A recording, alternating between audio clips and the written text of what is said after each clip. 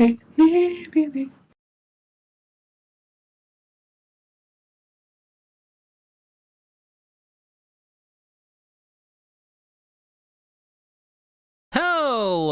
everyone. Welcome to the King of Anime podcast. This week we got a pretty big show. We got JJK, Kenshin, and our summer 2023 award show. This one should be, I would like to say, really interesting, but I think all the viewers will kind of know what we're gonna pick for our awards this season, I think. But there may be a couple surprises in there. We'll see. But other than that, co-hosts, how you guys doing? I'm doing very well. I'm looking at the stream right now. What is that behind you? Where it looks like a tweet or zeet. What is that? It's definitely one zeet from me. I can see my old handle. That is you. Holy shit. Oh. It's what did your you drunk say? Satsuki go home. Not this time. I think you linked a Kiss Shot figure, and you were like, she can suck on something. She is a vampire. Do you think there are vampires that do that? Like vampires, what, that have sex? Well, get the blood from from the penis. Yes. You mean literally suck someone? Yes. I would say probably. I mean, vampires themselves are a very sexual creature. I can imagine them being like, "Ooh, what is this?" And then they pull down your pants and then they chop it off. One pee. Are you inquiring because you want that to happen to you? See? No. Definitely not. Definitely not. I was going to say I know somebody, but all right. You know somebody that can chomp? Yeah, no. Stand down. Well, I guess it is. We got a long show, so I guess we should just go ahead and get right. No questions today. We didn't get any questions? No, we're just not going to do them. Oh, gotcha. Too much. It'd I'll be too say much. they hate us now. Well, when is it anything new? Decrepit Storm, by the way, says, "What up? How you doing, Decrepit Storm?" What's going on? Our loyal fan. But now it's time to get into the news. And we got some pretty interesting news this week. Who wants to start? All right, so the first thing we have is Hajime no Ippo boxing manga, one of the longest running manga that I'm aware of. That and Conan is getting an official English release on K Manga. What is it? Kodansha, their site. Which is pretty big considering, like I said, it's a super long series, and the fact that it hasn't had an official English release is kind of wild. But I guess it's a step in the right direction, I mean, that's it is crazy, considering, like I said, it's not only a long running series; it's a big series, one of the most popular sports manga that you'll Fighting Spirit. You'll see. Yeah, the what is it called, the Dempsey roll, something like that move. Yeah, something. But I remember watching it on Toonami back in the day. And that freaking ending song, Zuto, Zuto, Zuto, yeah. First 10 volumes are on the site, which that's not really even a dent in the series, to be quite honest with you. But all right, hopefully that'll spark some more official English releases. Kingdom, I don't know how that hasn't had one, but yeah. Yeah, doesn't it have like a really rabid fan base? I mean, it is up there in sales all the time. I think it's usually always top 5 in sales, regardless. Especially for a seinen series, it's always up there.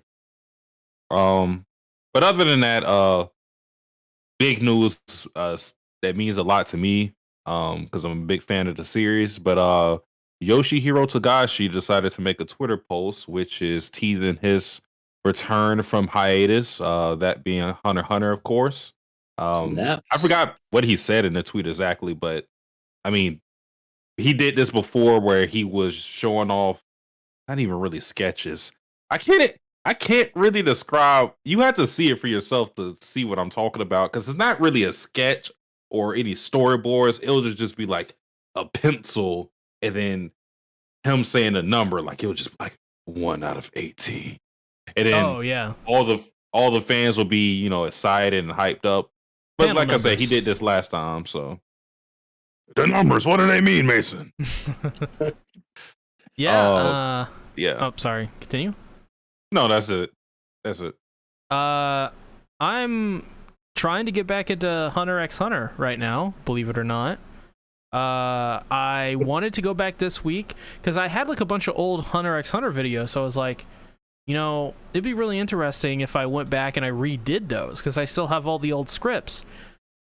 Turns out I don't. Besides one, which is like the most recent one I did, I don't. But I am looking to, I don't know, redo those videos in some way. Just because, you know, I don't know. I felt like they were good and I want them to be better. So, this is interesting. I do want to get caught up eventually. I don't know if I ever will. But this is a huge series, so. But, well, EA, what do you think about this? Is Hunter x Hunter something on your list? Not really.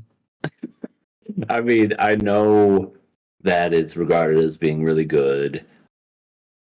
It's a long-running series, both manga and anime.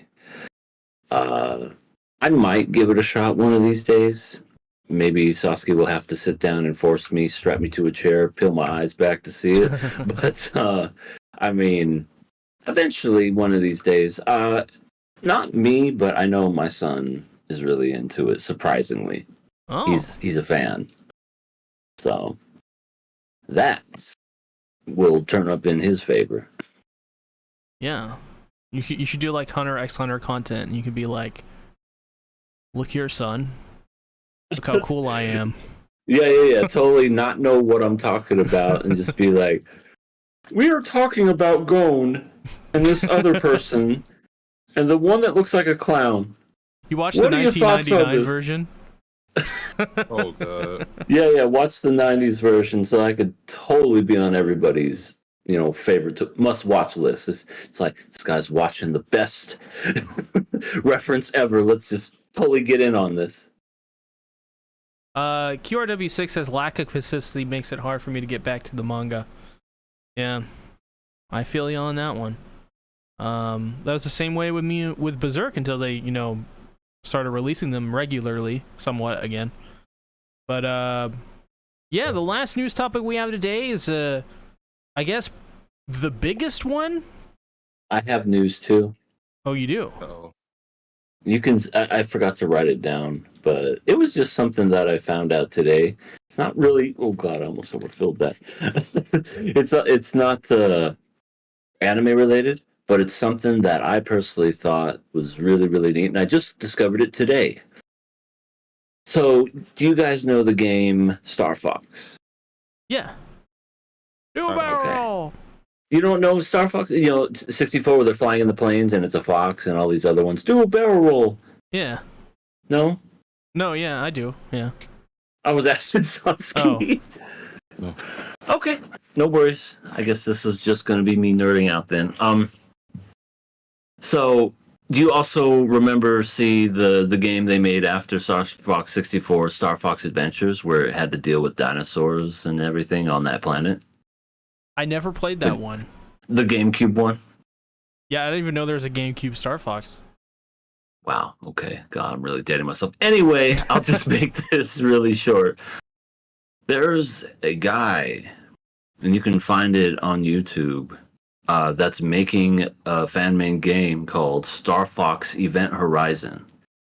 And what that is basically it's a next-gen kind of like sequel, completely done with him and a group of other people, where it's Star Fox and it's mixed with like the dinosaur fighting and everything, and you're on the back of dinosaurs fighting all these creatures, and you're doing the regular Star Fox stuff. I'm gonna drop it in the chat, but I just thought that was amazing because I haven't seen anything Star Fox in years, and I feel like we're due for one. It's been that long. Technically, but I just thought that it was just really neat how this one guy, he made a playable demo, by the way. You can play this game for free right now.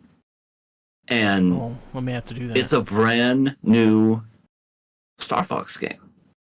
Fan made. And this guy has been working on this thing for 10 plus years. Wow, he's very smart to not make that known.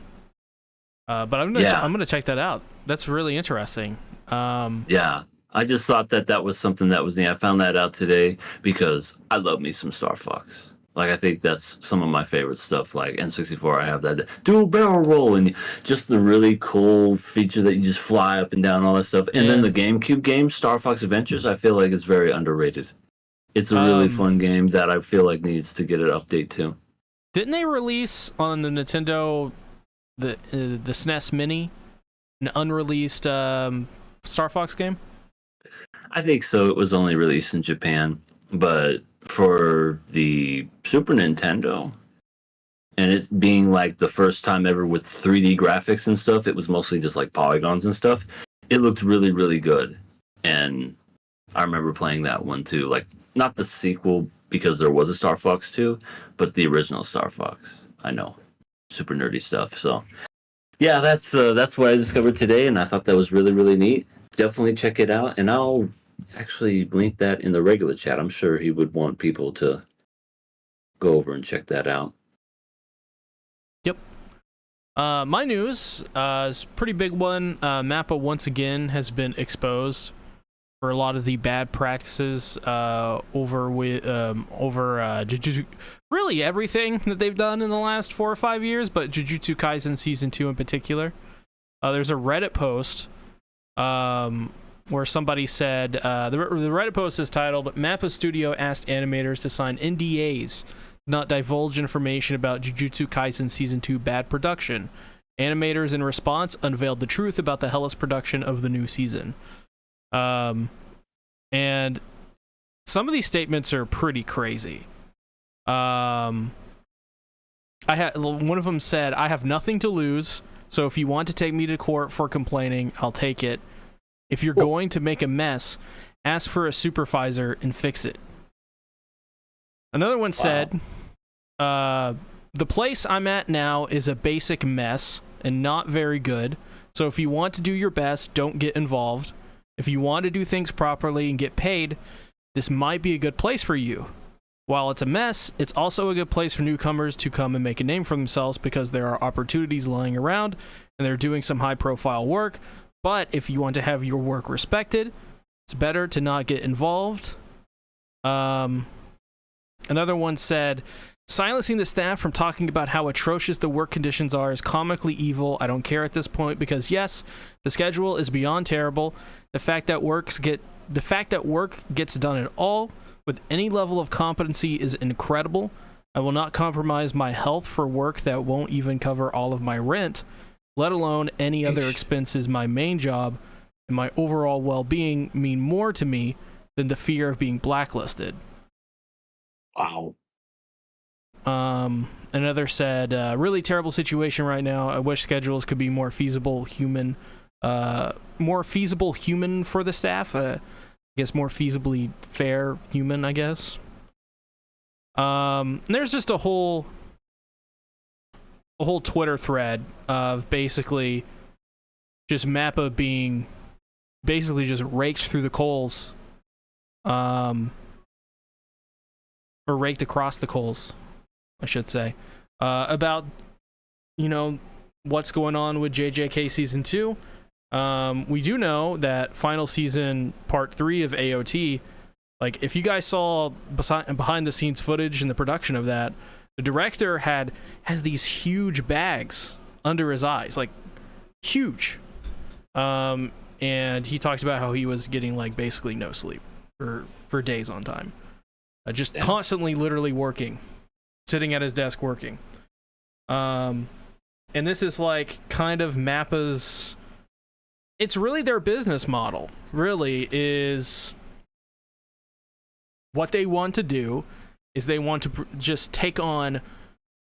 They want to have at least one anime a season, it seems, and that is just basically killing all of their staff, sometimes literally, or is helping them get there, shortening their lifespan at the very least. And it just makes you wonder how much they can keep this up, because I think everybody noticed there was somewhat of a dip in JJK Season 2's quality. While it does look amazing. Really? Yeah, if you go to Season notice. 1... Like, if you compare, like, Season 1 moments to Season 2, like, back, like side by side, you'll notice it's different. There's a different animation director. Maybe if you squint. Well, there is. But, there is. The animation director left from Season 1, so... But yeah, it's pretty crazy. I think one of the episodes, they have to get management out.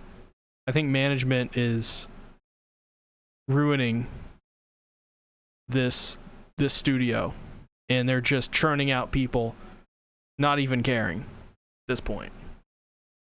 That's insane. I mean, especially if these workers are just overworked, they need to stop taking on so much anime, for sure. At least take a break in between. Yeah, it's not even worth it to kill your employees like they're doing. So,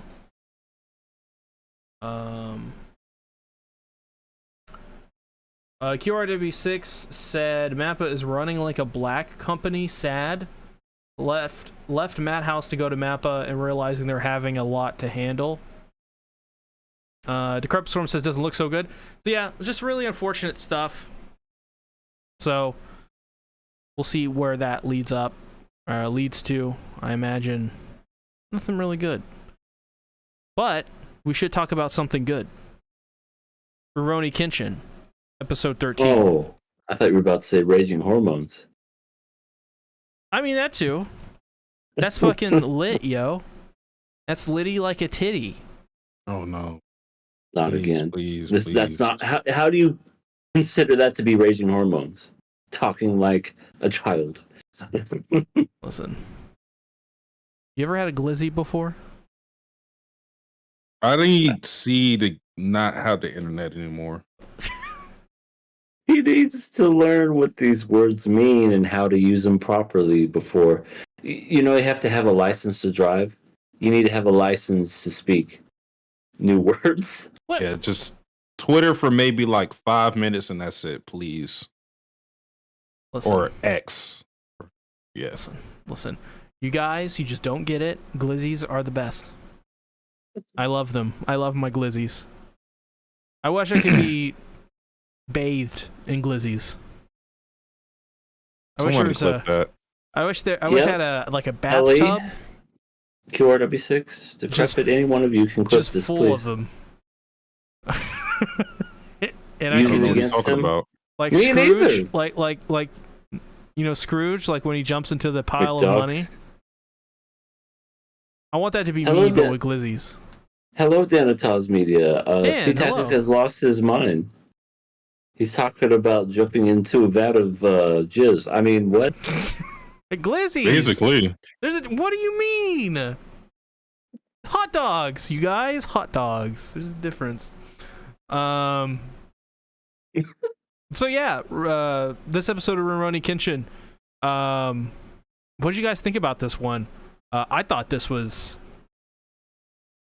practically my favorite episode so far of the season. Just the closing to this arc, especially just these characters are so, for some reason, and I think it's because it's a 90s show at heart, where I'm like, I'm going in and I'm expecting the worst tropes, most annoying characters, and like I feel like it's just constantly just like subverting my expectation, but it's like me trying to like overcorrect, like because I'm used to a certain thing when it comes to these kinds of shows. But no one is all these characters are so pleasant. Like the main cast. Let me be frank there. The main cast. Just pretty awesome characters. Really easily lovable. And I just thought the whole Megumi, her story coming to an end, I thought it was really crazy when she pulls the knife and threatens to kill herself because, this opium. She tried to pull Rudy. Well, her reasoning was a little more solid. Yeah. At least you could understand that versus God erection. But yeah, she was just basically distraught over the fact that her opium, her medicine, was being taken and used like it is.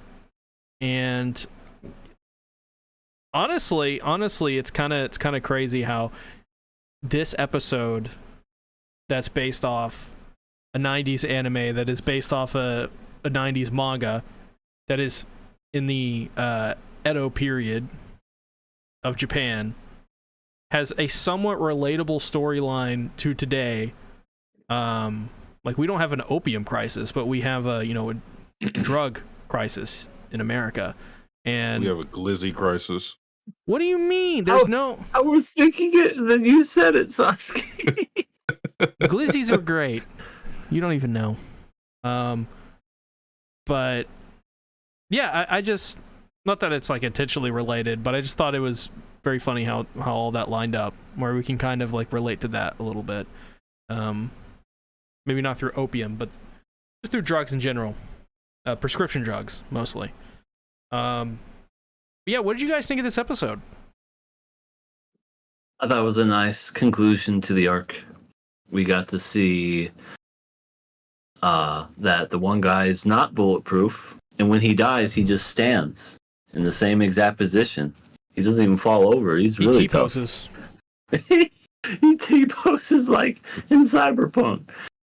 I found it, I don't know if it was just the way that it was written or whatnot, but it was very convenient how everyone else died and Rurouni Kenshin and the gang didn't have to kill nobody.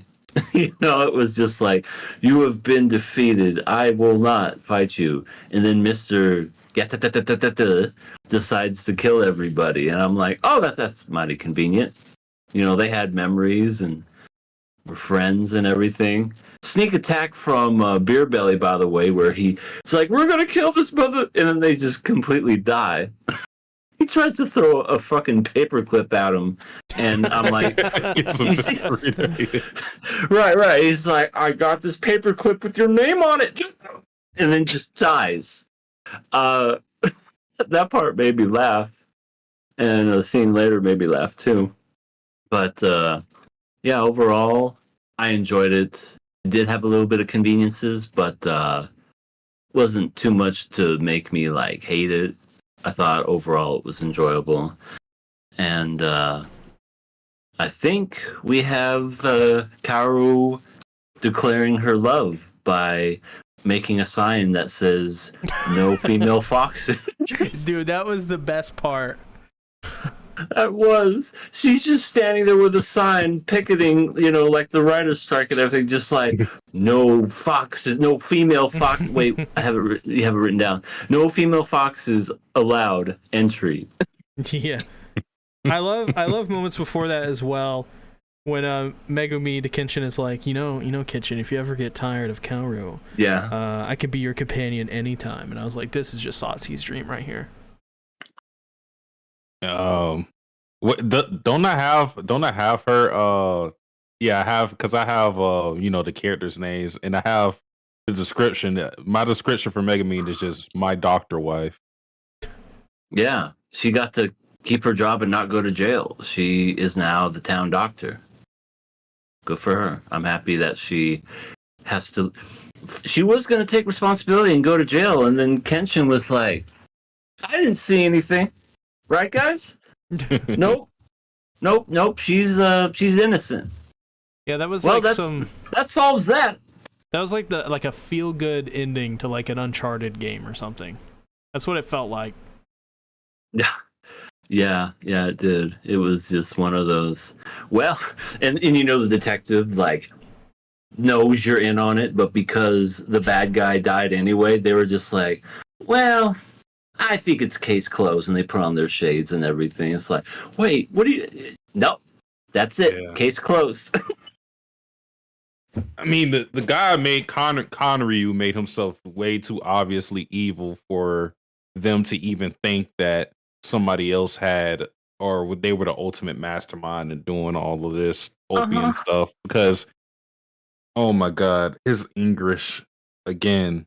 Unbelievable. Gatling is beautiful. Gatling is wonderful. Gatling is my darling. And then when they take him away, he just turns into a Pokemon. He just goes, yeah. He just says gat. He just says gat gat. Like that's his little phrase that he says, gat gat. Gat gat gat gat gat gat gat. I think if he was like in modern times, he would be kind of a gangster. Gat gat gat gat. Cat, cat, cat, cat, cat, cat. That would be what he would do. But dude got punched in the face and he was permanently swooshed to one side. Yeah. Yeah, Kenshin turned into Mahito from Jujutsu Kaisen, like rearranged his soul. Just transfigured his soul. Seriously, he did.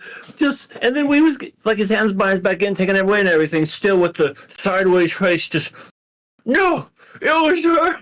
He's gonna start talking like Adam Sandler and Little Nicky. Hey guys, it's me, Little Nicky.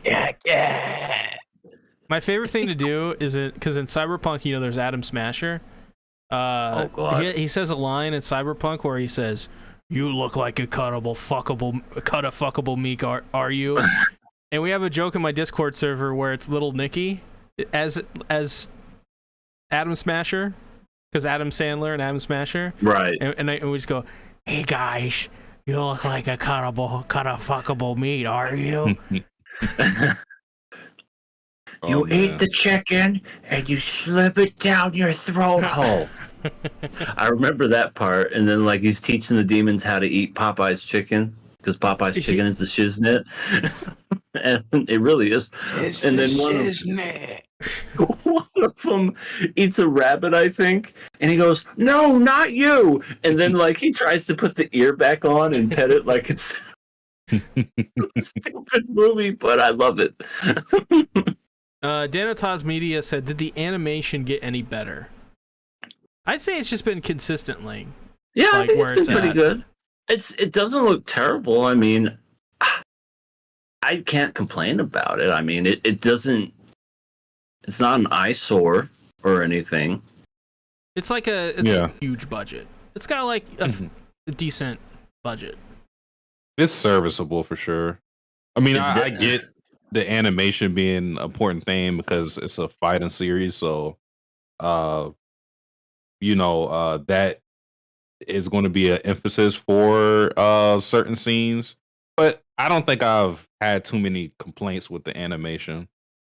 Yeah, same. I mean, it's not going to be Gojo kicking ass and doing freaking expansion dimension and all that other stuff, but you know, it's serviceable, and I can't complain. Yeah, it reminds me if Golden Kamui had a little bit of a higher budget. With that bear, The CGI bear, we miss him dearly. Gone too soon. One of the best bears that we got. One of the best bears we got in anime. Better than in World's End Harem, just randomly showing up. Yes. That Bear guy was Factory. just scrolling through. The bear in Golden Kamuy was terrifying. Terrifying to look at, but you also couldn't take your eyes off him at the same time. What about the bear in Baldur's Gate that you can fuck? The new Baldur's Gate. Yeah. Oh yeah, you can have Satsu, sex you don't with. know this? Well, can't you have sex with a lot of creatures in that game? You can have straight sex, gay sex. You can have all kinds of sex in the game. You're disturbing, Satsuki. Well, it's true. Baldur's Gate 3. Buy it now. I'm not buying that. I'll buy it and I'll stream it. Now, and when I get to the part where I'm, having a threesome with a bear and a demon, I'll let you know. That had to be the worst sales pitch I ever heard in my life. Oh, and it's also game of the year.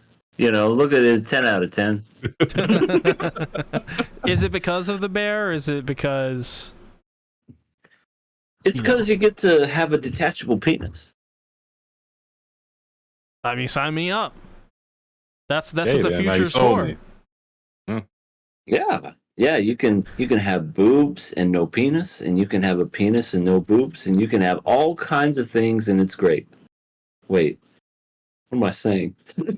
I think I got it reversed. But anyway, Baldur's Gate 3, have sex with bear. Buy it now before it's the savings are unbearable. Oh god. You made a Danganronpa reference and you don't even know. Damn. Kuma. Yeah. Basically what we got in this episode with all the people that died is the old Oniwaban group. They showed their camaraderie. It showed that they weren't just stereotypical villain group that just kind of formed for whatever arbitrary reason, and they just everybody betrays each other and stuff like that. They care for one another. They all smile, laugh together. I actually did like the one moment in the flashback where they were showing the training with Aoshi and what's Stripes guy's name? Anya. Where he didn't realize himself that he was smiling. I mean, I didn't realize it because he's ugly as hell. I don't even think he realized it to a degree. No, he didn't because. Well, I know what they were going for because they were saying he hasn't been happy in a long time to the point that where he couldn't even identify that emotion. But I was just looking at him like, no face guy, like that's I was like, I can't really tell. I mean, these guys are really good friends. They could see every little difference, every little minute difference in you. Am I smiling? Am I smiling? Looks beautiful. I'm so happy. Oh my god, he's got no lips to smile. Yeah, but no, I thought that was a good flashback. Showed you how much Aoshi cared for these guys. And you didn't even really need the flashback to tell that because it was already not even implied. It was basically stated because that's the reason why Aoshi worked with Kanryu, because that was the only place where he would be, because he got different offers about where to work and everything, but he couldn't take these group of unwanted criminals with him. So this is the place where he was going to be accepted in the entirety of the group. So obviously he's hurt with that. I was kind of appalled by him beheading all of his friends in the beginning, but then I realized the reason why he did that is because he couldn't take all their bodies with him, and that's the reason. Because he wanted to be able to bury them. Because like you have a literal giant, so there's no way he was going to be able to escape that attic escape route with all of those bodies. So he beheaded them. But I don't know if I would have wanted that. I would have just be like, bro, just leave me over here. Yeah. I'm gonna haunt you now. Give me your finger or something. He buried them all in one grave. That was very convenient of him.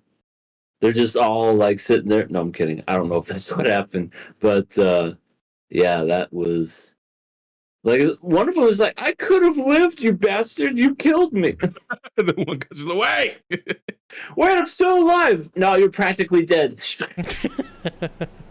Yeah, that's a little Monty Python reference. Bring out your dead, and it's like, this one's dead. No, I'm still alive. I'm happy. And he just like conks him over the head. Okay, there, that did it. I guess the moral of the story is muscles over money, muscles over bullets. Cause muscles won out in the end. Yeah, and also, Get on you your know, mindset. brains Get in the gym. Just brains is smarter than guns too, because Rat-a-tat shot all of his bullets, and then he had no more bullets. He tried to give it more bullets, and it wasn't happening. Oh yeah, He he got defeated by not realizing he had to reload. He could have just pressed X. That's a shame. And he would have solved the entire thing. Could have pressed X for the animation.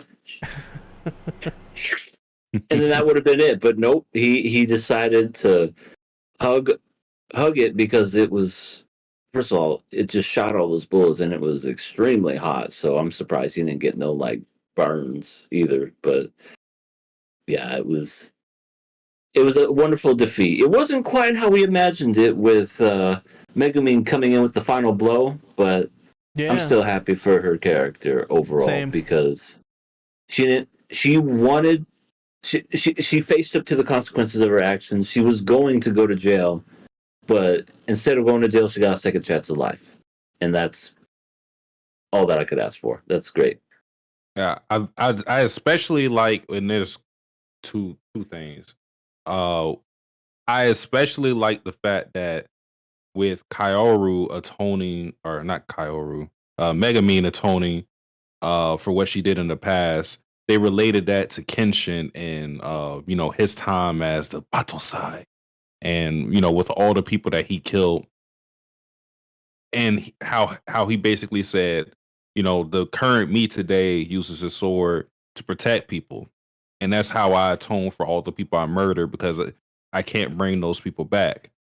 And with Megumin, he didn't outright say this, but her atonement would be to just help people. She's a doctor. So he did say this much. He said that you can save more people than I can with my blade. So that's going to be her atonement instead of just killing herself, because that doesn't really solve the issue. Not that, saving people is going to solve the issue of all the people that she may have harmed with opium problem, but she could do better for the world, much better in the world. She's much better for the world alive than dead. So that's how she's going to make up for the past. And the fact that Sonosuke is the one that saved her, I think, was very good, because he was the one that was opposed to her being in the group, and there was a lot of friction between those two because of his friend being one of the guys caught up in opium. He overdosed on the opium. So Yeah. I mean, all around, it was great for everybody. Yaiko didn't really have that much to do in this arc, but the preview shows that apparently I think the episode was titled Yahiko's Battle. Yeah. And Kaoru didn't do anything. She just held up a sign. Poor I gal. mean, it was funny. But yeah. I mean, I guess some progression, because she tried to cook, but it was terrible. That part made me laugh, because they did all this emotional moment. Like, they have the music playing, everybody's smiling, and then everybody's sitting together, and then Megumin sips I don't know what she cooked exactly, but she sips it. She's just terrible. I think Kratos had one of the best lines whenever, he's referring to this moment and everything. Yeah, that wasn't supposed to happen. But, What's happening? what I was trying to say was, puberty. No, listen, what I was trying to say was, don't be sorry, be better. It's true. That's what He does Kratos say said. that, yeah. And I forgot the background music was on. I fucked that up. I cry. I cry. Oh, I don't know if you guys had these implications, but how do you guys feel about them possibly going in a Megumin X Sonosuke direction with those characters romantically. That's the vibe I was getting with their conversation at the end, because she said something to the effect of, because he berated her for saying, don't tease Kaoru like that. She, whatever he said, and then basically she teased him back and said, "No, I'm serious about it.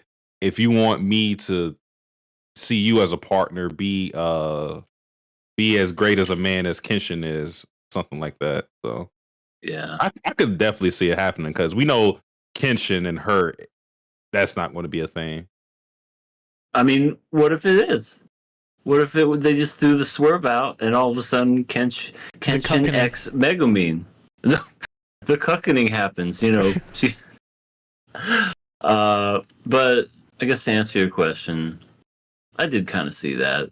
I don't know if it'll happen, because I don't know. He doesn't seem like the type to settle down. He just likes to fight. So I guess I don't see that happening. And Megumin, she wants to settle down, but it ain't gonna be with him. It's gonna be with Kenshin. But that'll never happen. But I would say just a little hint, yeah. Yeah, I don't know. I don't know if I like that pairing, or maybe the better wording is, I don't know if that pairing seems as obvious as I think maybe it should be for me, because when I think Megumi, well, first of all, Sanosuke, I don't see him getting into a romance and stuff. Something about his character, I don't know. It very well could happen. Unless this is a great romance. Somebody that just, he saves some girl, rescues her from these guys. She lifts up her head and just the slow-mo sparkle, hair flowing, everything. That's when you know he's in love. Yeah. I'm interested to see if that goes anywhere, because romance is, I think, something that really fits this show really well. It's one of the few shows that I've seen where I'm like, yeah, I like romance in this. And like, this doesn't annoy me. But yeah, I mean, besides that though, really enjoyed the episode. Is there any other thoughts that you guys have? Kenshin is a really good guy. He even gave his most hated rival the will to live, basically, by calling him out for a fight, which amped him up, because who knows what he would have done had Kenshin not said that, because like he went through hell. He lost the battle, so he wasn't deemed the strongest, the thing he's been striving for with this group for a while. So in a way, he dishonored their presence, and then they all ended up dying, and then the only thing he's able to take back with him are their heads. He has to tuck his tail behind him and get out of there. So he was going through it, but Kenshin basically, he felt that the only thing he could give him is the will to kill him. So yeah, goes to show you how crazy virtuous Kenshin is. Yeah, he's really, really, really good and honorable guy.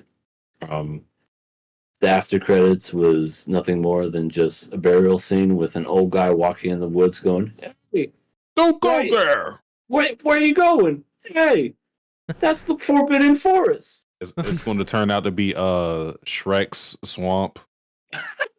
Donkey. He's going to get one shot at the next episode. What are you doing in my swamp? Yeah, he's just Shrek would be a powerful enemy. I bet you he'd be like, "What are you doing in my swamp, motherfucker?" The guy's like, "I'm just passing through." He's like, "No, not without paying the toll." He's just some badass. Didn't they make a Shrek anime? Not a real one, but like somebody did it in YouTube as like a parody. I wouldn't be surprised. They may have. I heard it's getting they're trying to get another one. They're trying to get another Shrek film.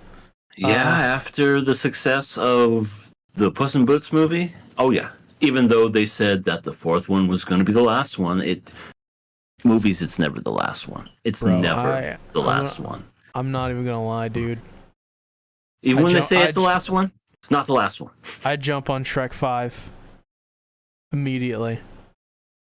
Like I haven't seen any of them past Shrek 2, but I'd be there for Shrek 5. I mean, I have yet to see the newest one, the Last Wish from Puss in Boots, but I heard it's really, really good. Yeah, and same. that's all I've heard is that's good, and I've been meaning to see it. Well, it is now time. Now time to move on to the next anime, Jujutsu Kaisen. What you guys think about this one? Think it's pretty good, mate. It's pretty good. Just a lot talking, and what's his face?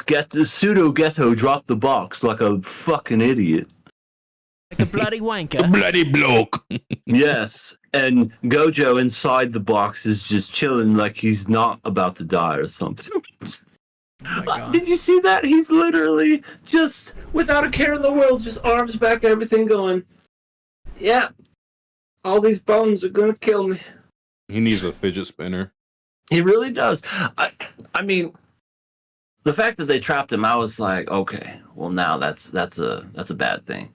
The fact that he's trapped but isn't going anywhere, I'm like, okay, that's how powerful this man is. He's so incredibly strong, where even the cube can't contain him. I mean, it can contain him, but you can't move him. It doesn't want to contain him, I think. Yeah, he's just like, I can't hold it. So, I mean, it's only a matter of time until he probably breaks free. I mean, it just looks weird because he looks like Gojo when he's just like being his chill, cool self. You know, he's got the blindfold on, he's got his hair, and just like, do, I'm going to save my friends. Yeah, that was cool, and we just got a lot of just a huge dialogue. Yuji finding out too was neat, and now fuck, what's his name? Hold on, don't tell me.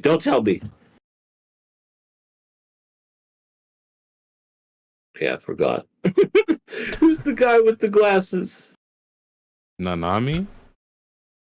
Of course it's Nanami. He was yelling it the whole time. Yeah, Nanami is like, dude, if he's trapped, we are fucked. I just love the seriousness in it. I mean, he acts the same no matter what he does, but just the whole just like demeanor changes. Yeah, if what he's saying is true, we are fucked. So the thing is, he didn't say like they were done. He said this country's done. Oh, okay. You're right. He said all of Japan is fucked. And I was just thinking to myself, at least America's safe. No, I kid. For now, until they decide to make their way over to America, it's like, the fuck are all these spirits? I mean, honestly, let's get rid of America first. Well, hey, they're in Shubia. They can't get rid of us first. Listen. And I live here, damn it. Listen. You don't understand, EA. I do.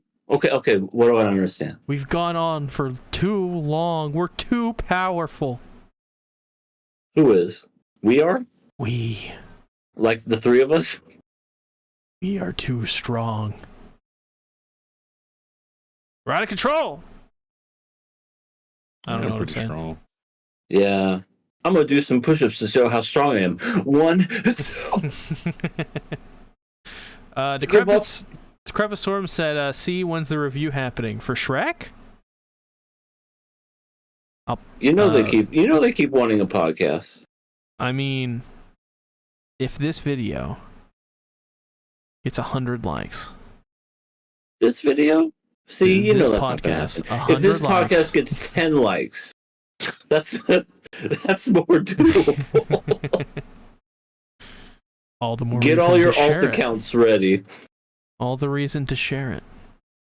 If any of the KOA, the first podcast on KOA to get 100 likes, we'll do a Shrek review. Does that include past ones? Not past ones. Has to be recent. I just want to sign a petition for May to get a new hairstyle. Fucking A. I hate it too. Nothing but a French braid in the front, just going, here's a little room for my mouth to talk.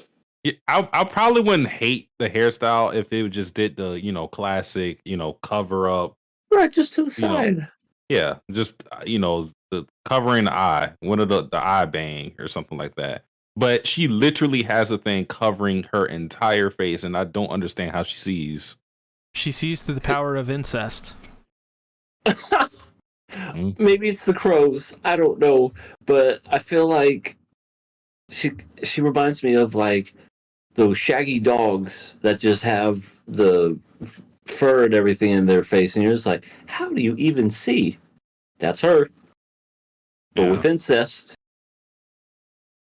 Yeah. Well, it looks like she's going to get her fight pretty soon because our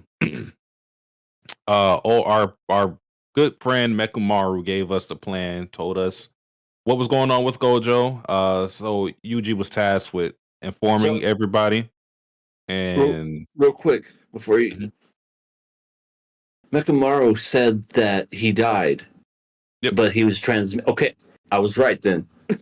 I was right. I knew he died, but technically he's alive, but through cursed energy. Is that my understanding? Yeah. Okay, so he's really dead, but once they destroy those things, he's gone forever. Yeah. That sucks. Well, I hope it was worth it, Mekumaru, to get a whole fucking body so that you get a girl that doesn't even notice you. Well, I'm sorry, that was mean. Blue Popsicle, I mean, she's got ears and eyes. She talked to him. It was a conversation. Yeah. She is more into Gojo than Mekumaru. Sorry. Out of all the ones, he wants the useless one. Yeah. I know, right? He wants a. It's like, ooh, Nobara, who can actually hold herself in a fight. Maki, who's one of the strongest girls. Miwa. Yeah. So what's funny is Gege Akutami, he said, someone asked him what was the inspiration behind Miwa, and he goes, I just wanted a regular girl in the cast. That's about it. No, not a fighter. Nothing special about her. Just a girl. Just a guy. That's literally what Miwa is. Like, she's literally made to be useless. Wow. It's literally like a Mary Sue kind of thing, but like for Gege himself to just go, she's here. There she is. I put her there. She can't even get coffee for her sensei. That's how useless she is. Miwa's great. What did you? Okay, I'm sorry. I didn't mean to interrupt you. What did you think of I guess we're gonna call him let's call him Brain Man Pseudo Ghetto. What did you think about him losing control over his body momentarily? Because Gojo looks at him and says, I want to hear this from you. He says, he said, how long are you gonna let him keep that up? He called him by his last name. But yeah, momentarily he's choking himself out. What did you think about that? His body is still in there. I mean, his soul and everything else may be gone, but it reminds me of just the fact that the body's rejecting the mind. It almost kind of reminds me of, I don't know if any of y'all seen Get Out. That's a really good movie. That's the one where they transfer the brains into the other people, and as soon as like a flash happens, they remember who they are, and then the body starts rejecting it and everything else. It kind of reminded me of that, and so I think, I still think subconsciously it's still the ghetto we know and love, and but when do we love him still? I mean, he went on that probably not. that really awesome murder spree. It was awesome. I mean, he kind of wanted the destruction of humanity. So, but listen, but nobody's perfect. Yeah, exactly. Nobody's perfect. Genocide's great. You gotta take the good with the bad, you know. But what was I getting to? Oh yeah, like it's still in there, but at the same time, it's the brain man, fucking Krang or whatever, is still controlling everything. So he's trying to keep the body under control, but the body is rejecting it. So I saw that and I was like, oh, he still doesn't have 100% control over it. I almost feel like that's going to come into play later in the arc. There's going to be an important moment, and then the body's going to do something. I just have a feeling. Because if it never does anything again, I will be like, what was the point of showing that? It's going to come back again somehow. Yeah, that's the way I feel about it too. I'm just like, there's no way. Not only that, but then the twins were like, you will regret this. Very foreboding. So he's, I and based on the way the group, like the villain group was in this episode, I think it's fair to say that Geto and the rest of them aren't exactly, this cohesive unit. They're very cohesive and making sure they get through plans, but in terms of personalities clashing and stuff, we got a lot of different things going on. Like Mahito wants to kill Yuji, Choso wants to as well, and Jogo's like, hey, maybe we should think about this. Yeah, so and they all have like their disagreements and stuff. So I don't know. I think this is going to come back up again eventually. I think the twins have to be involved in some way in something really bad happening to Geto. Because I don't know. I feel like they've set those two characters up to just pop back up and get their vengeance somehow for the real Geto. I feel bad for all the people that didn't watch Zero. They're gonna be like, "Who the fuck are those two?" Oh yeah. If you don't watch Zero, you're gonna be really hindered, especially in this arc. You can kind of get away with it in other arcs. Last episode with that reveal that would have screwed you up too. But yeah, like this arc in particular is very it harkens back to Jujutsu Kaisen 0. So yeah. I love the fact that it's its own movie, and if you want to see what happened, you have to watch the movie instead of kind of like them pulling a Demon Slayer, where it's like it's its own movie, but it's also we split it up into a series as well, so you get to pick what you want to watch. Carp in the chat says like Milton in the Suicide Squad. Have you guys seen the Suicide Squad? I have not. I know of it. I don't remember who Milton is, to be honest. Milton is so we watched it last night in the server. Milton is on the Suicide Squad. He is like basically a crazed furry that eats children. And he drowns in like the first 5 minutes of the movie. Cuz they Oh, you talking about the sequel? Yeah, the James Gunn sequel? Yeah. Okay, because I was thinking of the one with the horrible Joker. Ha ha ha ha ha. With Jared the terrible Leto. laugh at Jared Leto's worst Joker ever, by the way. Bar none. Man, I remember people were But like, "Yeah, Jared Leto, he's like a really great actor. Oh my god, he's like Heath please. Ledger." I'm like, Oh. "The Have you fuck seen are you guys Morbius? on?" Right. Have you seen Morbius? I mean, the man can sing and play an instrument. Don't get me wrong, but yeah. Well, apparently, Carp's saying that it's the bus driver. Oh, the bus It's driver. Morbin time. Oh yeah, the bus driver that's just with them the entire time throughout the movie in the background. You don't even notice him until he shows up and just gets shot. And throughout the rest of the movie, they're like, "Milton, who's Milton? I don't know a Milton." And That sounds familiar. Okay. Polka Dot Dude's like, "Milton's our bus driver. He's like been with us the entire time. How did you guys not know him?" And then it shows the montage, right? Of like him being there. No, I don't think so. Oh, But I really don't remember. But but anyway, he like gets shot like seconds before that, and Harley's like, "Oh, Milton!" And then it's revealed that at the end of the movie, she thought Milton was Idris Elba, his character. And she's like, "You're Milton, right? You're Milton." And he's like, "No, I'm not Milton." Racist. That was good. That was a good movie. I do remember that furry thing because that's James Gunn's brother that does the voice for it. Yeah. Sean Gunn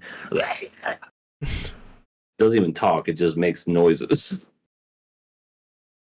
I like how this group is so dysfunctional, but they all have the foundation of just being evil, I guess, is the thing that's holding them together, because this group could be broken apart very easily by infighting, but they never fought each other, which is pretty impressive in its own right, considering how, there's egos involved. These are powerful characters, but they never get in each other's way because they understand the goal at hand. The fact that none of them veered off of this plan to seal Gojo shows you how serious they took it. And like I said, they all care about the bottom line, which I like that, because I like the fact that the villain group being incompetent isn't a factor in the heroes winning this time. It's like the heroes have to be on top of their game, just like the villains have to be on top of their game. Instead of, I don't know, I really hate the trope of, and Dragon Ball's done this a couple of times, Dragon Ball Z, of main villain guy shows up, subordinate fails him somehow, and then he kills the subordinate. So it kind of gets rid of a problem that that persisted for us. Vegeta. Yeah. Because now, obviously Goku handled Nappa to help out when he was getting his ass jumped. Yep, exactly. When he got got a monkey crushed him. If he had Nappa helping him, that whole thing of Yajirobe coming in here, Krillin trying to destructo this, Gohan stepping in, none of that would have happened. Right, exactly. It was just he kind of did that himself. He just put himself in that situation. Yeah, but the moral of the whole point is these guys are on their game. I just like how focused they are. Now they're starting to deviate and do their own thing because the main objective, which was to seal Gojo, has been completed. They have everything mapped out as far as having these curses deployed so they can occupy other sorcerers and having the veils up. Oh man, this plan is just like, the more I think about this, the more I'm impressed by it, because not only do they do the whole thing, sealing Gojo, wreaking havoc, they have the barriers. They have the guy, his name is Haruta. He's the guy who did the stab thing with the guy with the glasses. So now Glasses is now dead.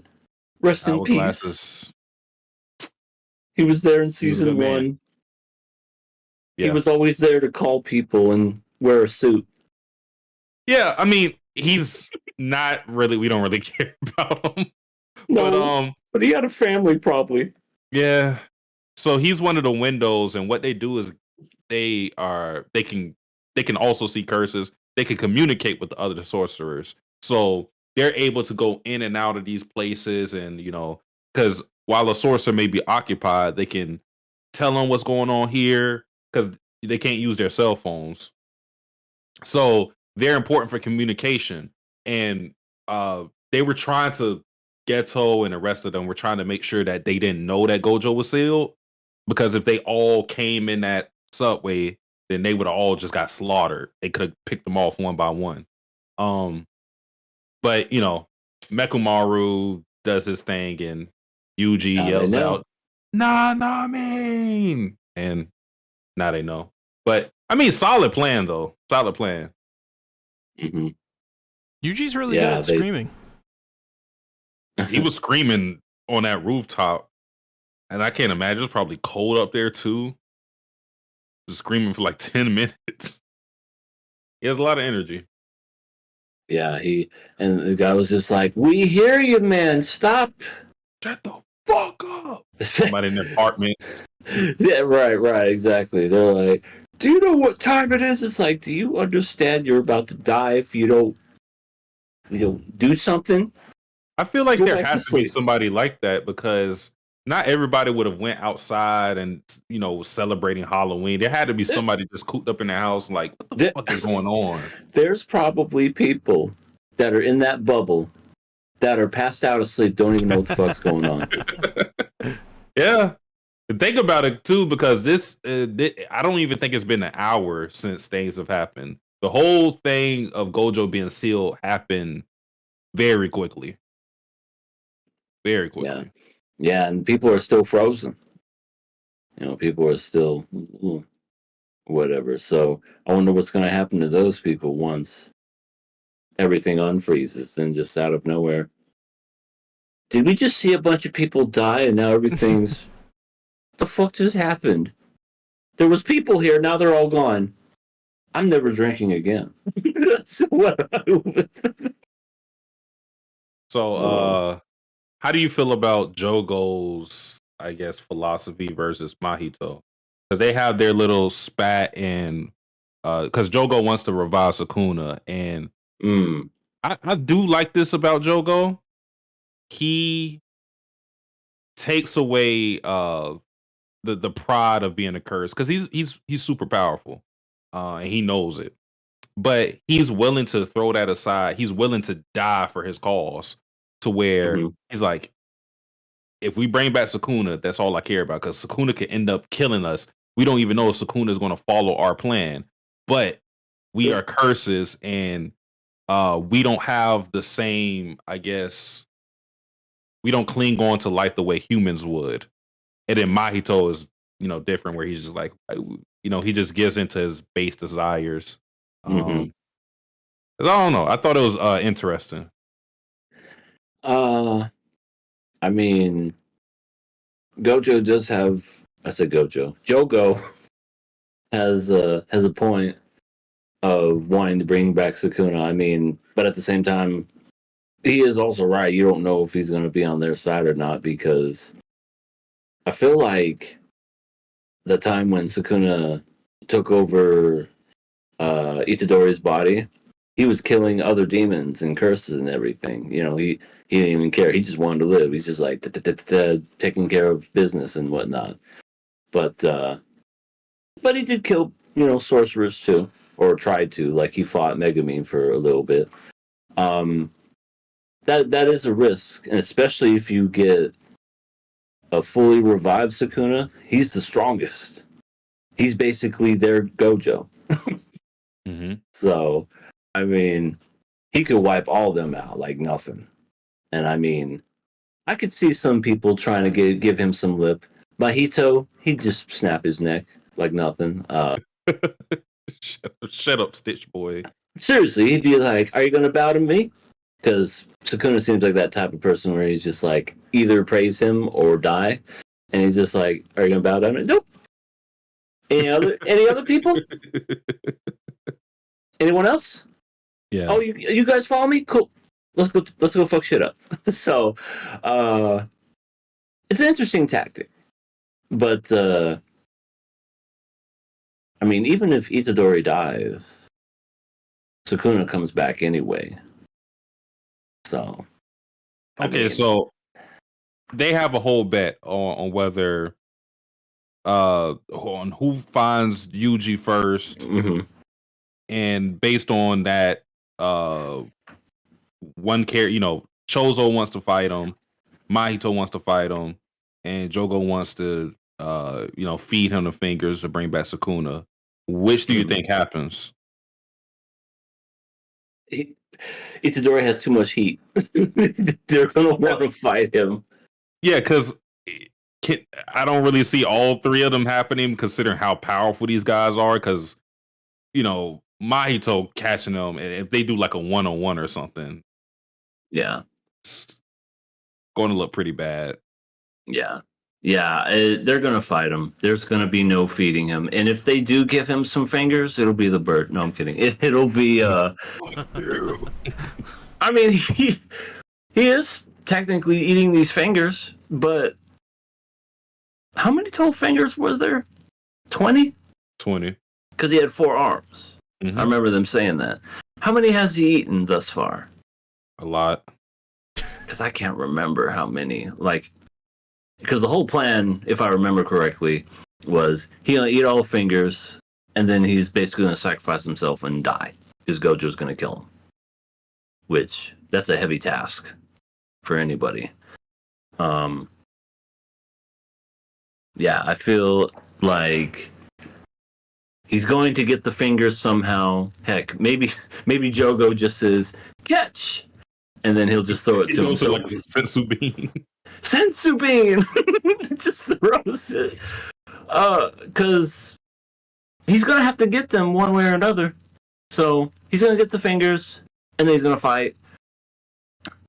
It's going to be epicness of all kinds of proportions. Just fight, and amongst all the sorcerers and spirits and everything. Like I said, this episode was definitely just kind of like the precursor to that, and I feel as if this is going to be the next episodes going forward are going to be insane. I'm looking forward to it. Last question: who you look forward to seeing fighting the most? Because we pretty much have the whole gang here. We have Nobara, Panda, even some guys we've never seen before. Kushikabe, I think that's his name, the one with the brown trench coat thing. Or Kusakabe, I mean. I'm curious about Maki's uncle. Is that the drunk guy? Yeah, head of the Zany family. I'm curious about him, to be honest. He got himself all drunk and was like burping and everything. I'm like, all right, Maki, I'm ready to fight. I want to see if he's just some like drunken master, just like fucking shit up and everything. But if he dies, also it's not going to be any skin off my bones because it's just met him. But I don't want any more characters to die, but I have a feeling something's going to happen and it's not going to be good. There's going to be some people that we've known since season 1 that are going to get got, and it's going to be tragic. But I'm curious to see the old man. Of course, want to see Nobara fight, and of course Nanami, because I just love his way that he fights. Great. He's great. I love the way he just fights with everything sword, and he's just like, all right, I'm going to be quitting here in 5 minutes. We're going to fight until I get bored. Akutami originally considered him to be the main villain of the series, but he came up obviously with something better, so he decided to still use Nanami, but in this role instead. Any villains you want to see fight? Or any matchups you would like to see? I personally would like to see Itadori avenge everybody and just rip Mahito's head off and shove it up his own ass. But that's just me, because Mahito is, as QR says, he's just a villain that you just, he just generates some heat that you just hate him. he's definitely a hateful villain. Not one of those villains that's like, yeah, you're annoying, you're a villain of the week, go away. He's an actual just you. When he dies, it's going to be a theater of applause. It's going to be great. But I am going to be curious to see what they're going to do with Brain Ghetto. Like, are they going to destroy the body, or are they going to try to figure out a way to take off his top and then just skewer that brain and then just do something? Because I'm curious to know who taking off his top. You know what I mean? The top of his skull. But yeah, because we still don't know who this brain dude is.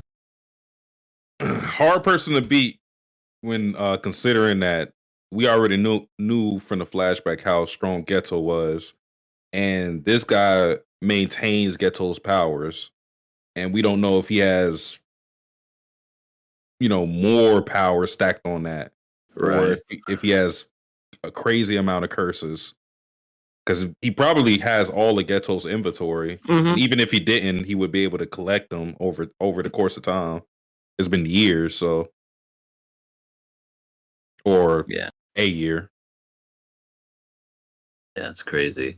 Craziness. Like, I can't wait to see the fights, and they're going to be picking them off one by one, but I want to see how they resolve the situation. Because when everything always seems dire and you're just like, well, what the fuck are they going to do? You always wonder how it's going to happen.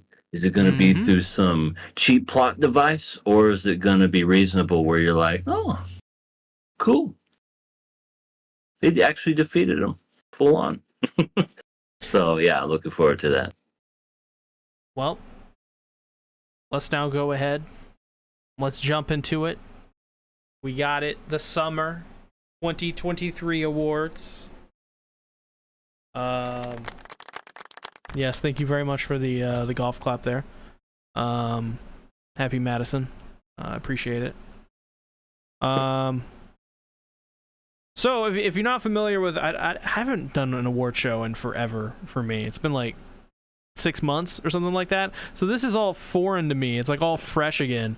But so every season at the very end of it, we hold an awards event that is extremely not arbitrary, and you should definitely trust our opinions, and our awards that we give out here are very serious.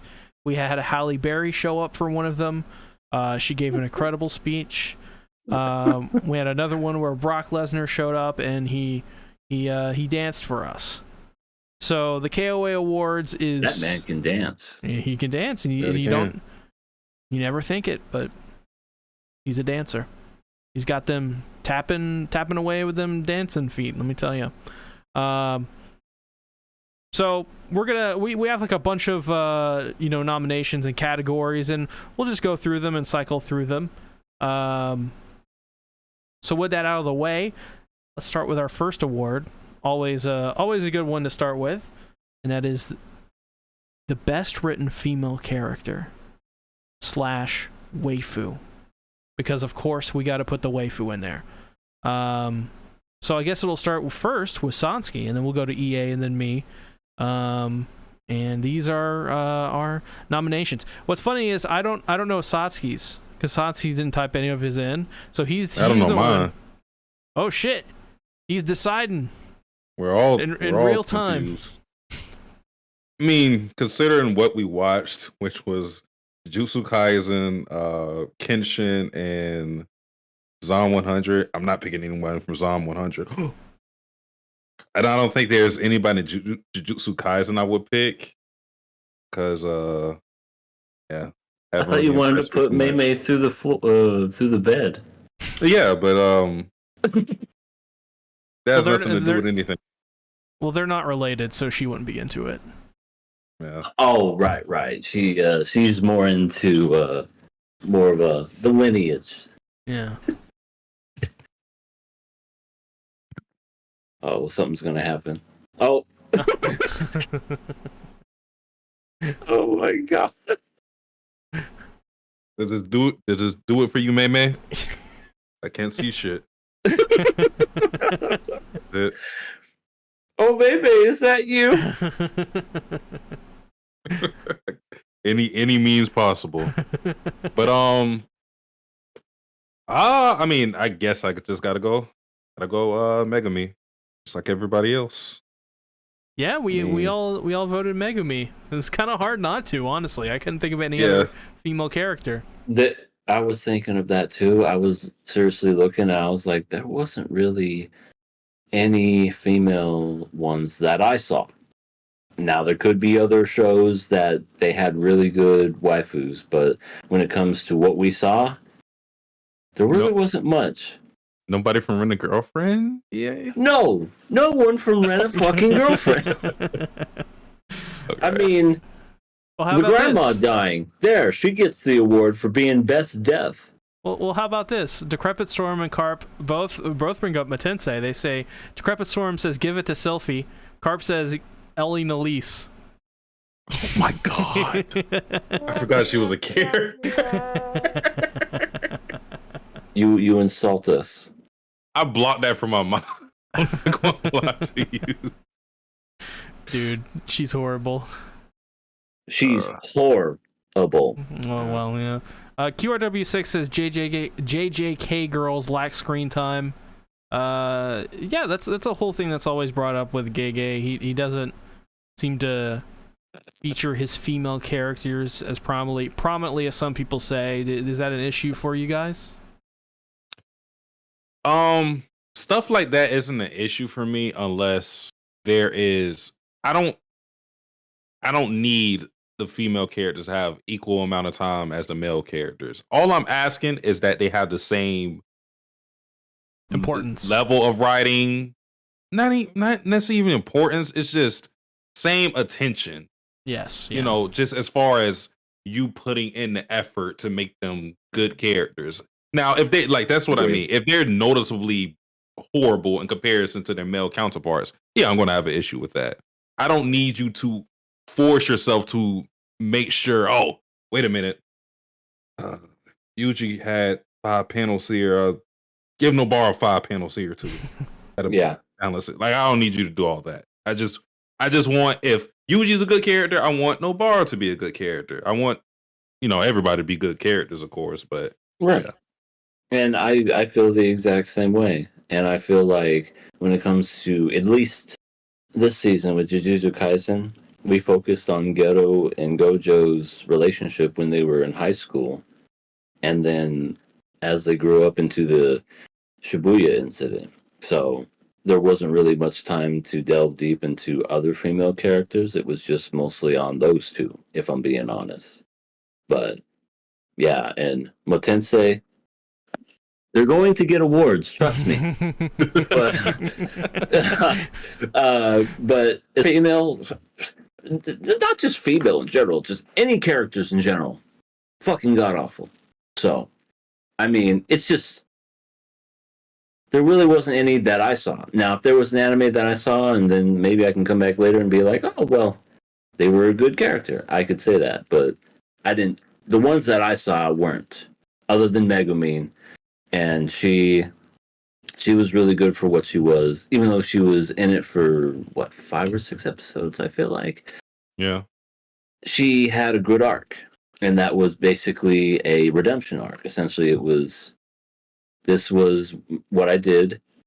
This was my not curse, but I guess like responsibility for my actions, what I did.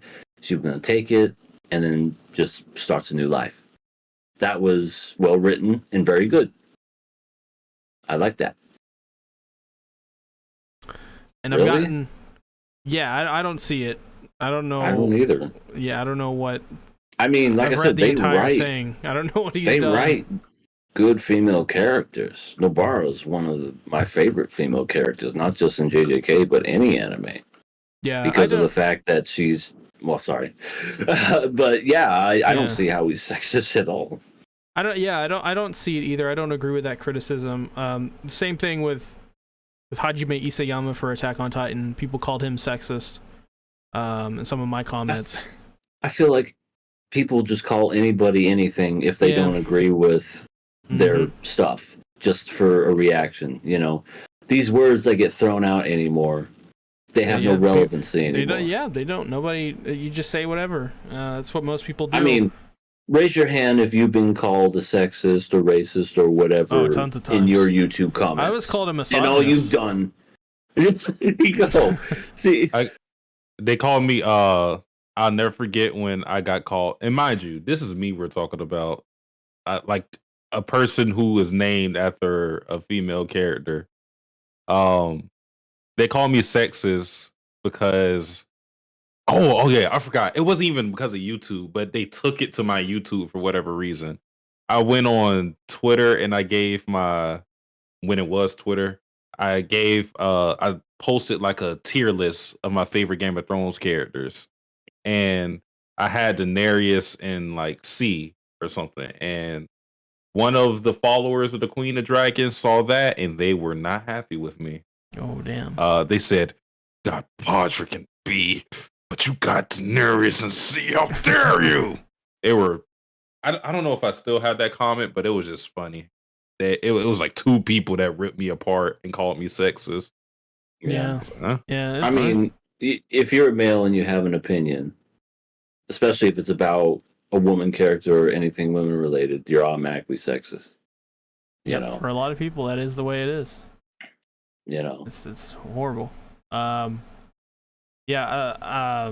guess for Isayama, they called him sexist because he didn't focus more on his female characters, but he's a man and he doesn't know how to write female characters as good, which I think was his excuse. And well, it's not an excuse, it's the truth. So it's like he made the story better by minimizing his weaknesses and focusing on his strengths and not doing something where he's writing. And the same thing goes for Gege too. They're not trying to, like, they are men. They cannot understand the female perspective, so they're not going, especially in a shonen, to focus too much on those characters unless they have a lot of confidence in their skill to do so. And it's also like, it's also not your story. Go make your own. Right, seriously. Watch or read something else or make your fucking own. I swear, ugh. In this day and age, you can make your own. Yeah. People get very successful for doing it. Webtoons. All right, Megumi wins. Next category, the opposite best written male character. These are the characters we want to smash the hardest. I mean, just really just because, long and hard? Yeah, they could take the abusement, They can do it. We can just clapping them cheeks, but like hitting them so hard that the skin just disintegrates. This is what we're talking about here. This is the amount of smashing going on that we can do to these husbandos, because they're built to take it. You know what I'm saying? No cap. So, I guess I'll say mine.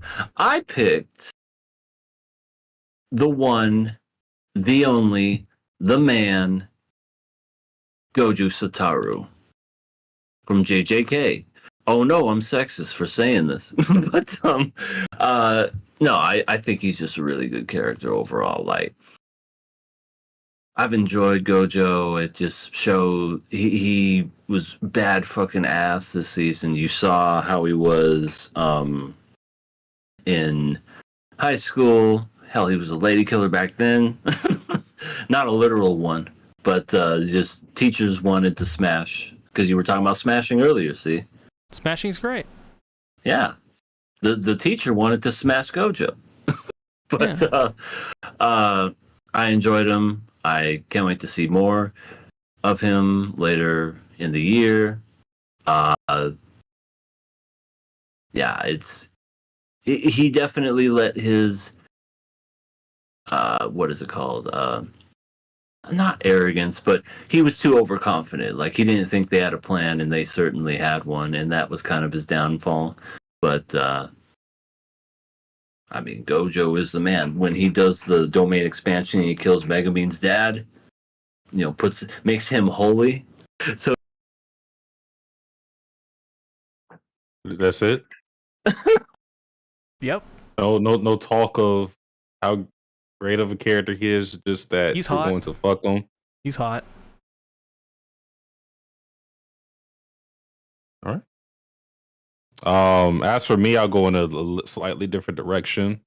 I'm gonna go with the man himself, Batosai, Rurouni Kenshin.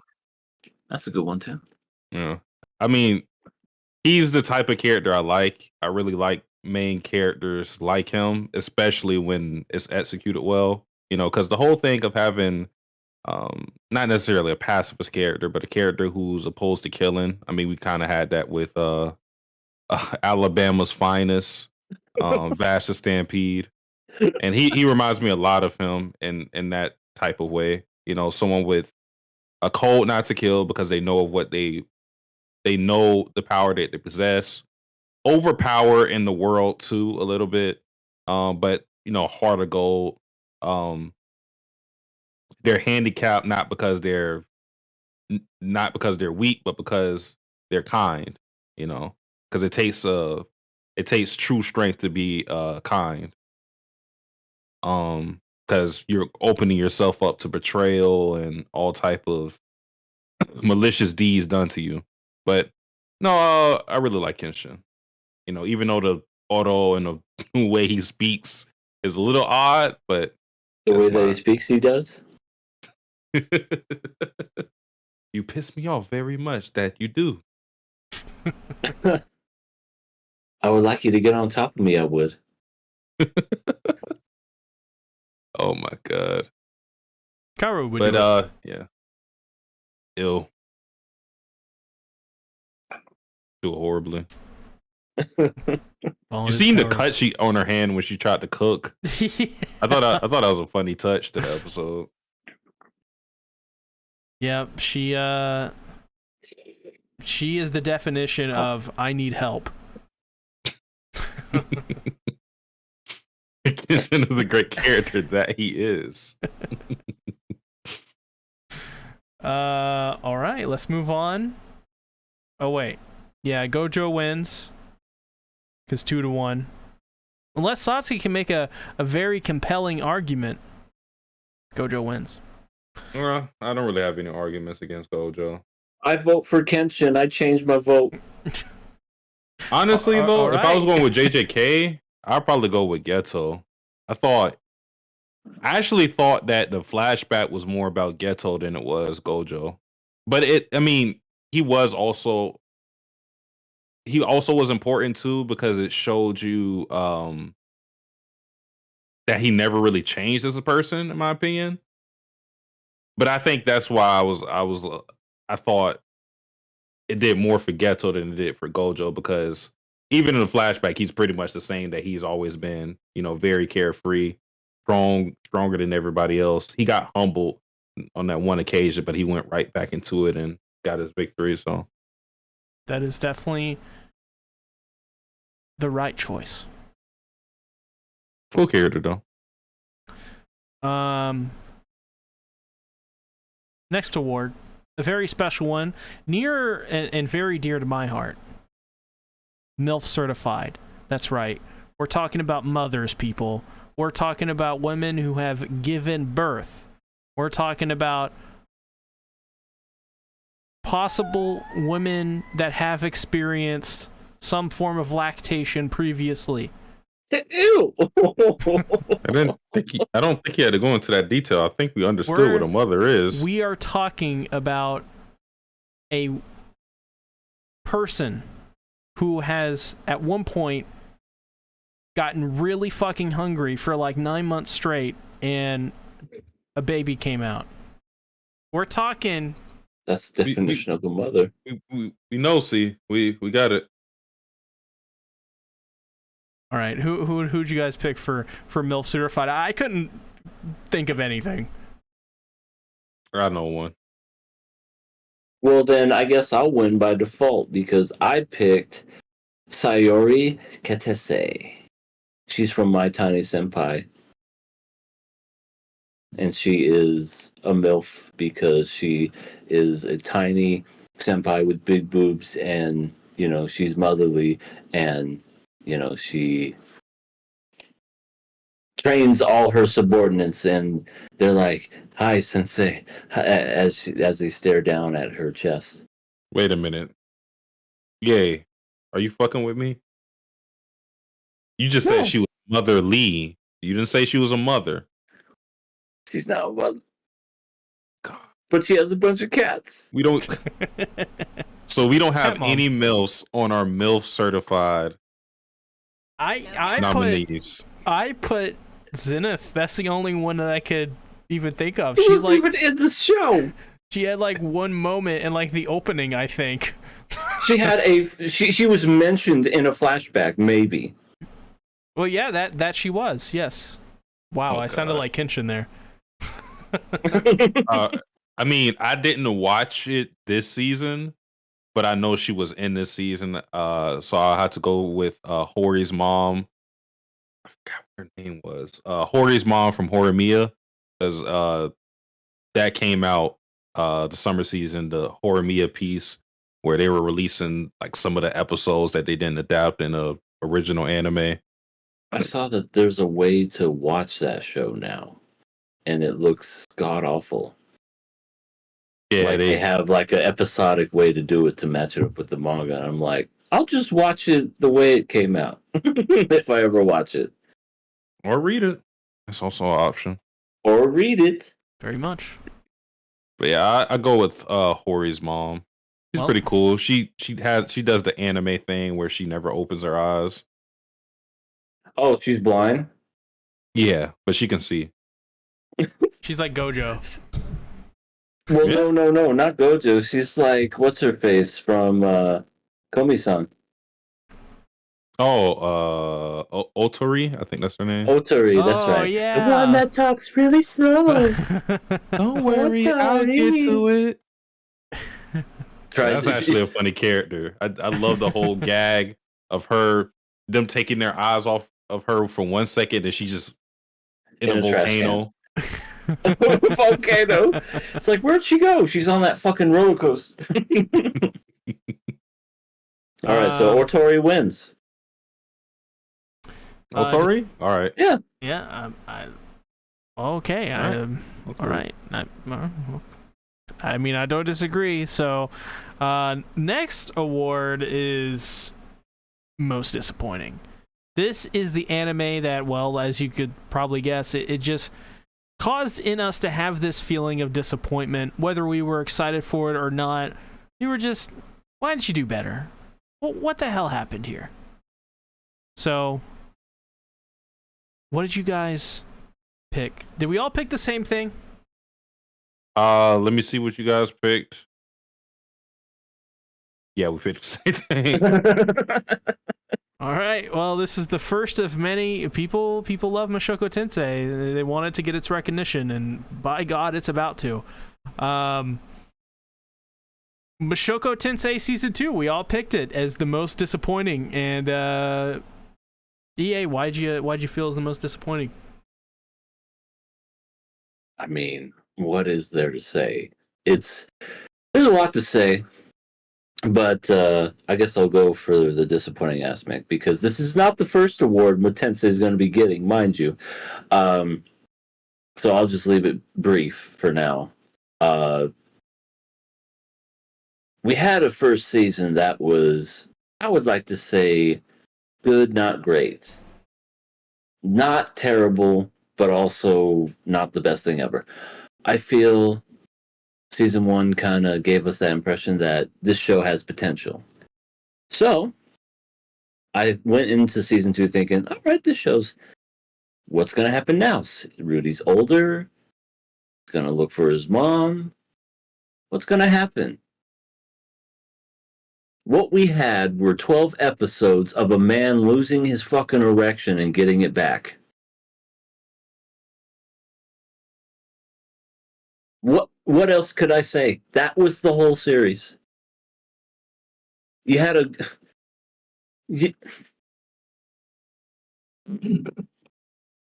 Knocked over my microphone. I think I broke it actually. Oops. Oh my god. Okay, whatever. Yeah, it very disappointing. I'll have more to say later on, but that was just one of the reasons why I was disappointed was the actual story and what it focused on. This is the first core, by the way. There's going to be a second core in the spring. The first core was, how do you get your erection back? Just have sex with another woman who is your childhood friend, apparently. And then marry her, too. Marry her, fuck Eris. Yeah, I think he's gonna marry everyone. Yeah, he's gonna, I guess. Harem route. Okay, I'm.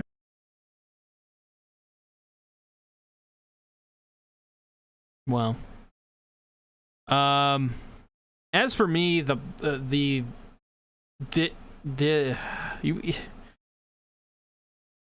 if it weren't for the fact that it's not rushed piece of garbage, this would be on the level of a Promised Neverland kind of fall, in my opinion. There were higher expectations for the Promised Neverland. However, it's not like Matensei was especially horrible, or as EA says, not great, good, but not bad either. But the fall is just astonishing. The fact that the rest of this series basically is just this season repeated over and over, just really slow, drawn out harem garbage, and you have Sylphie, who is character assassinated. You have Rudy, who is character assassinated. Just there was no excuse for any of this. It had like 0 good episodes. All the females in it were either treated as eye candy for fan service, or they were portrayed as horrible people. You had Ellie Nalise, which I think is easily one of the worst female characters in modern anime at this point. Like I mean, you want to talk about a show that's sexist? Yeah, Matensei is that show. Absolutely. The whole fact that we went through a whole character, but like a whole like arc in this where the payoff was Rudy gets to tie up a bunch of beast girls and fondle their boobs, and then they pee themselves. And suddenly they're now the show is really friends. funny when you just. The show is really funny when you give like this like an overall summary of the episode. Yeah, it's literally this anime wants to be hentai, but it doesn't want to go all the way. It wants to be a good story, but it also doesn't want to go all the way and instead be harem garbage trash. Like, in my opinion, if you were watching Mushoku Tensei season 1, and even then, I don't even think I'd recommend this show at this point. It's just a huge failure, and people really aren't liking this season either. But a lot of people are still really rating this season pretty highly, and that's another issue that I have with this, because this is bad. And this is really bad. If you're a teenager and you don't understand much about storytelling and your taste isn't, fully developed yet, and you like this show, good on you. If I was 16-year-old, I would love this show, but I'm not, and I can see pretty clearly that this show is the only thing it has going for it is the production. The script is horrible. Yeah. The writing is awful. But everything else is great. The music is amazing. Animation. The studio behind it. Love what they're doing in that regard. The voice acting, incredible. That script is bad though, way bad. And literally the first 12 episodes of this season could have been condensed into 2 episodes, and they decided to just elongate it. I don't know. I mean, this anime is the definition of erectile dysfunction. I will say that though. So it has that going on at least. What did you think, Satsuki? Unanimous decision from all of us. We all picked Mushoku Tensei. It's whenever we do this award, I always explain that most disappointing doesn't necessarily mean like the worst thing that we watched, because it's a discrepancy between our expectation for the show and what we actually got from the show. But I don't even really think I need to make that distinction this time around, because I didn't really have too high of expectations for this season. Anybody that watched us for a long time, watched us talk about the first season with Mushoku Tensei, I've been kind of the one that's been against this show the most. I think I tried to kill this show many times over. So even in the season where it's probably regarded by everybody, even the Mushoku Tensei fans, as the best season, best moments happened in that season. Even in that light, I wasn't too high on this show. I do think it had its moments though. And I think that's the issue with this season. It's not just the typical Mushoku Tensei stuff that I didn't like from the first season that maybe makes me dislike it, like the Rudy pervy stuff, the deplorable sexual jokes, or the tone of the series when it comes to their focus on sexual assault or anything of that nature is just very juvenile stuff. But this season was just boring. That was my problem. It wasn't like I said, it wasn't just the Mushoku Tensei stuff that I dislike. It was just boring to me. I can't tell you many moments I enjoyed from this season. The only thing that we liked pretty much was when we got the lore when the girl who got summoned to that world and she showed herself. That was the most interesting of the whole season. Yeah. And the funny part about that was that was supposed to happen, because that was Rudy's whole goal in going here. It wasn't just to kill the ED. It was to figure out what was going on with the mass teleportation. The minute they actually stuck to the course of following character motivations and the linear plot, it was enjoyable.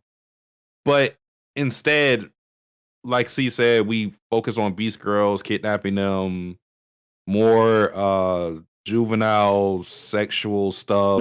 We got to hook up Alina Lees and Cliff. Yeah. We got to focus on Elf Girl sleeping with a whole bunch of people. We got to show you all these things. If it just focused on the story, it would have been good. Even with the Mushoku Tensei stuff that I dislike, I'll always acknowledge that this show has like phenomenal world building, and when it wants to, it can make very interesting characters that are in a gray area. Like, Rudy's dad is an interesting character. I may not like him personally. Interesting character. You don't really see fathers portrayed in the way he is, because he does his job, but at the same time, he's kind of a piece of shit.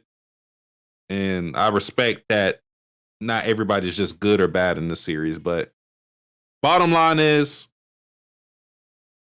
they really fumbled the bag with this season, because I don't really know what they were going for.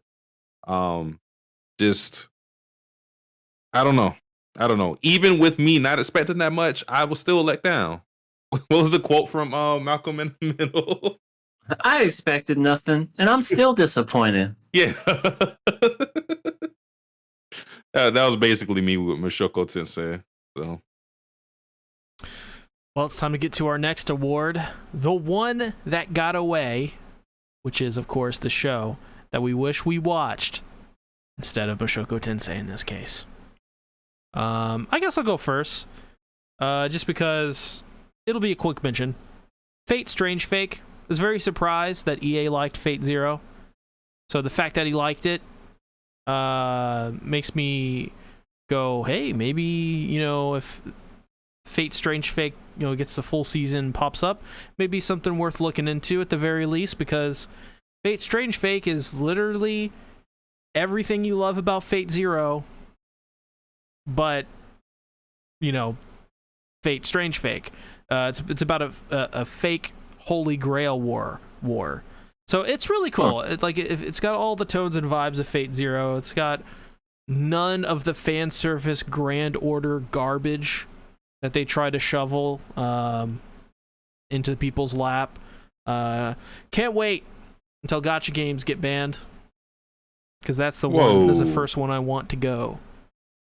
Even booty shooters? Yeah, trying to take away my Nikkei. Listen, this is a sacrifice I'm willing to make, Sansky. You do not understand how horrible Fate Grand Order is. Wait till I show you this picture of this girl's ass. You'll change your mind. Show me. I might start playing. Oh, they all have big butts and boobs. Hey, no, they don't. That one girl has big boobs. The one that's sitting underneath a beach, and she's underneath a beach. Fuck me, a beach umbrella, and she's wearing a bikini 2-piece. I think you're talking about a niece. Yeah, she's got humongous boobs. Same. You got boobs? Well, Sasuke's looking for that. My one that got away award goes to one that I've heard nothing but good things about, is My Happy Marriage. And that was one on Netflix. It's essentially, I think it's a period piece where it's kind of like an arranged marriage type thing. This girl is to be married off to somebody who's known as cruel, heartless, and brash. And essentially they break down their barriers. They learn to kind of love each other. And it's more of a character piece where, what makes the human mind and all that other mumbo jumbo. And adults, once again, yep, that's her. Sorry, got distracted. Yeah, but that one I heard is a pretty good. And Decrepit Storm, I'm glad you're underneath the beach. God damn it. I heard good things about My Happy Marriage. I have a friend who was watching that. Some people in my server watch it, and they had a good time with it. It was a show I wanted to watch too, but I didn't really feel like I had enough time. The fourth season, I guess part 2. Or is it the 5th episodes? Season? No, this is the 5th season. Yeah, this is the 5th season. So many. It's very good. Bungo Stray Dogs. It was a series that I didn't really like the first season around. I think I was lukewarm on the first season. Then I watched the second season. I was like, oh, okay, this is better. Then I watched that third season, and that was phenomenal.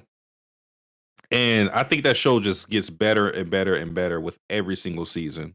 And I have not watched this 5th season yet. I was waiting for it to end, so I'm going to watch that soon.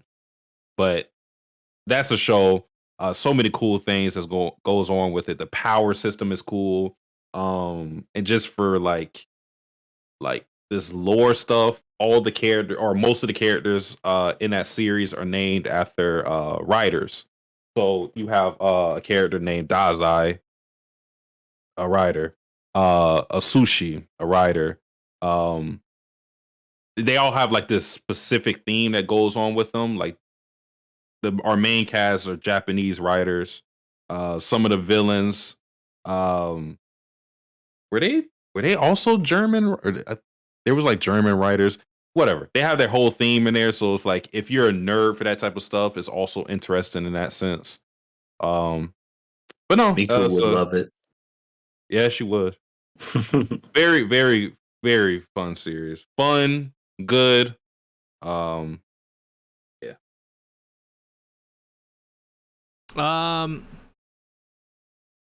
Yeah. So, honestly, I'm good with either of these three. I will say though, with when it comes to Bungo Stray Dogs, every time somebody says anything about that, my mind immediately goes to that one time a long time ago on Discord, where this one girl was inviting me to calls to watch a bunch of anime with her, and the last anime we watched together was Bungo Stray Dogs.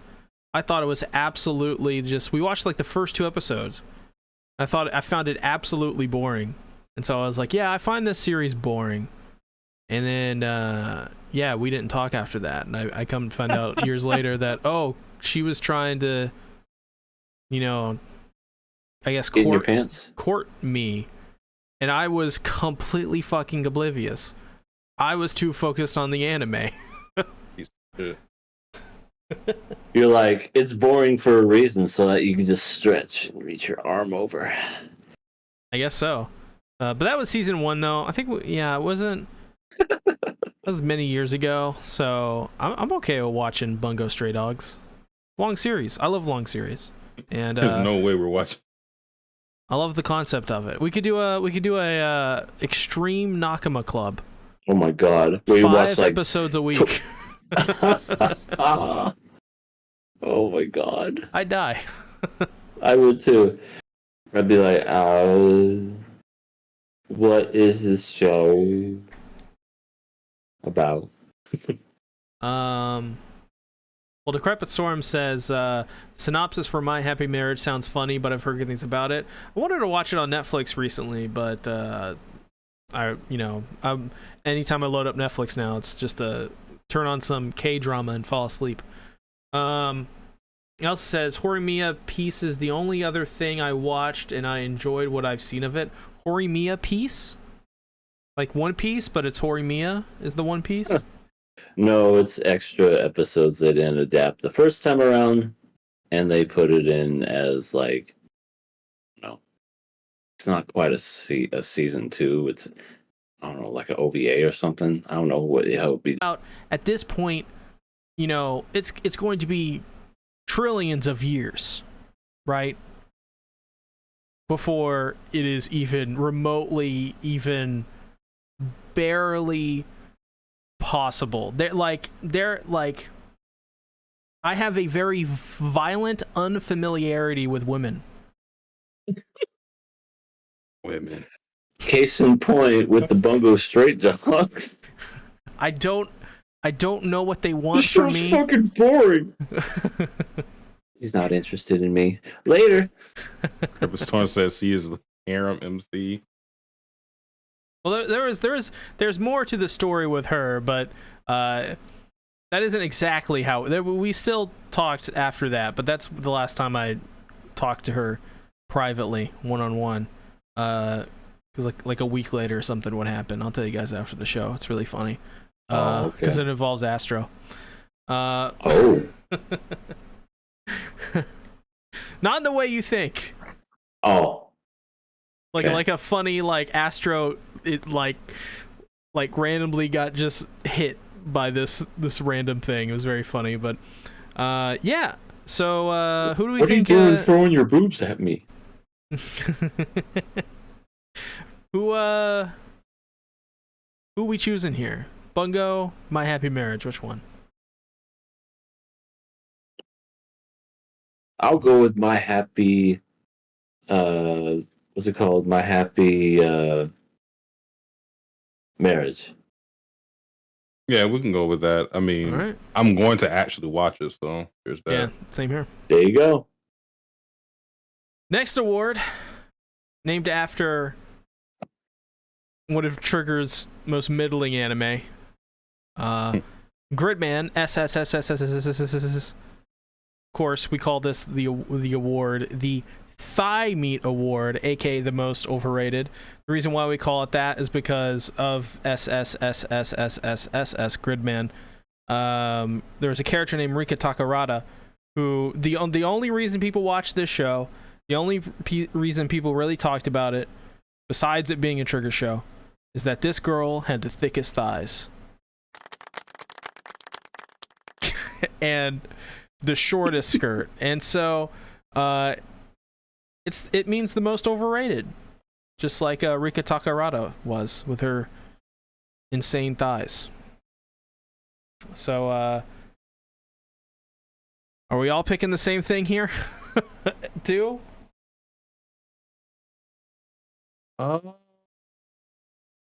Yeah. Shoko Do we really have Tensei. to? Do we really have to get into it? I mean, we could just say, the Mao rating is like an 8. That says more. And like it's a little too high. yeah, it's if a you- high. It's high. Just a skosh high. Yeah, Yeah. I don't I know. called it Motense Season 2 Me Baba Doo Doo. That was more entertaining than Mushoku Tensei Season 2. Yeah. So let's get into our next award. Our favorite moment of the season. Now, this could be anything. It could just be the show, the podcast. It could be Aaron Rodgers going down within the first 5 minutes of a game. It could literally be anything. Yeah, tear that fucking Achilles. Jets, Jets. He's paralyzed.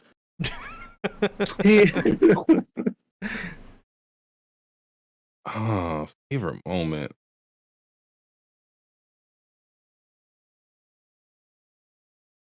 I don't know. Since I don't have anything planned, I guess I'll just say wait, actually, hold on. Let me make sure EA didn't say this. Okay, never mind. We all say the same thing, so it doesn't matter. Yeah. So, The best moment was resurrecting our dear friend C Tactics. Don't you mean That the was my Resur favorite erection? moment.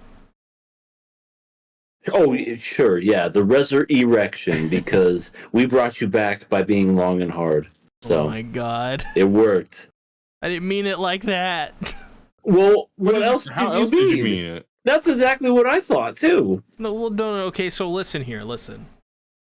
I know this is funny, right? Vladilina. Fake videos that are obviously very clearly spliced together, but here's the thing.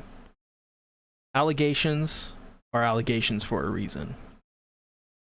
Everyone already agrees with me that I'm innocent here. It's true. No. Was that your defense? Yeah, because I mean, everyone's already cleared me. That's like the Trump thing. This is don't click on that. See, don't click on that. You click on that, you are funding a terrorist organization that is meant to break down the utopia. very bad people. They are very bad people. Also, Decrepit, thank you so much. We planned out that resurrection scene literally like hours before. That was great. But thank you for calling it cinematic quality, because I felt like we did a very good job. No, it was 30 frames. It wasn't 24. But yeah, it was fun. You know, we all know that you had to take time off and everything, because we all need a break from time to time. But then when you said you were ready to go back, I felt like we owed it to everybody to bring him back in the most epic way possible, and I love how everything turned out. Yeah, it was fun. God, the Giants are shit. Yeah, they are. They absolutely are. See, Speaking no, of a New York team, Fuck New York, am I right? see, Decrepit Storm says in the chat, because he agrees with me, says, Your Honor, everyone agrees I'm innocent. Exactly.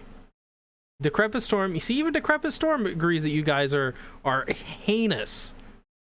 with these allegations that have gone on for way too long, by the way. I think he's predicting your last words before you get sentenced to the electric chair. Did somebody just say allegations? Hey, Trump, back me up here, Trump. All right, talk to me, Big Daddy. Yeah. So What's going on, Big? Yeah. So, so people are saying that I'm in love with this anime character, Vladilena something. Yeah. You know a lot about very healthy relationships and love and stuff, and I think it's very yeah. I've had 3, maybe even 5 lads. It's totally fine. I understand, and I don't judge. If you're in love with an anime girl, that's between you and your Lord and Savior Jesus Christ. Well, I'm not though, right? I mean, I'm not, right? Oh, you certainly are. I know people. That when they look at you, how do they look at you? You're an anime character. How are you not in love with Vladilena? I mean, you know Vladilena? Oh, yes. Yeah, Vladilena. She's a war, bloody princess, something or other. I don't know. She always talks about sea tactics, and I'm like, whoa, this love is real. And as QRW6 says, the evidence is right there. What else do you need? The evidence is there. It's proof. Yeah. Well, no, that's a case. That's fake. That's propaganda, though, Trump. They Fake splice news? it together. Oh, no. I know about fake news. Oh, God. I'm having flashbacks. Fake news. Huh? QRW6 says C should have asked Bill Clinton. Mm-hmm. Maybe I should have my own hit list, like the Clintons. You don't have Bill, Bill, but you're you here. have Biden.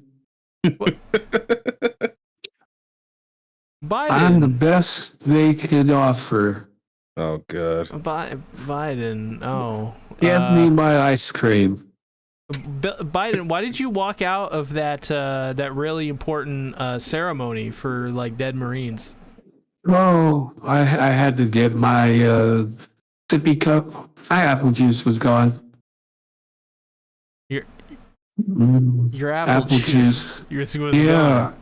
Why? Yeah, my sippy cup was empty. So where did you go? To the people that give me my juice. They're really nice people. They also give me ice creams on Wednesdays. I call them Wednesday ice cream days. Joe, do you even know that you're alive right now? Okay. They'll make me do stuff. Well, Joe, you gotta. What do you mean? You gotta run the country. No, running country is for wimps. I want my sippy cup. I want my juice. I also want my good friend, Barack Obama.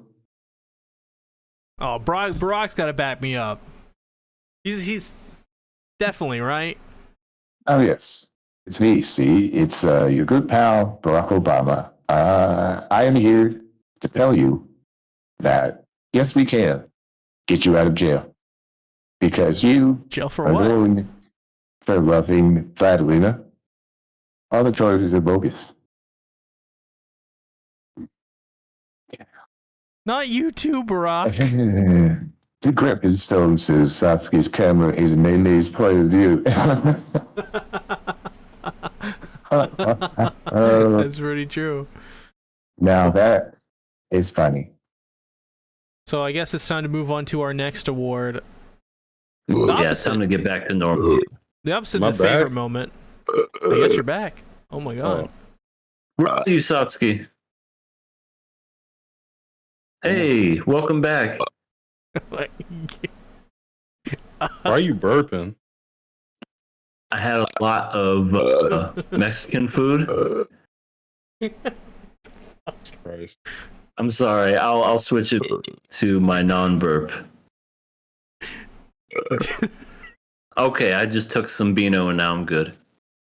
How does the Crepus Storm come up with this stuff? He's really funny.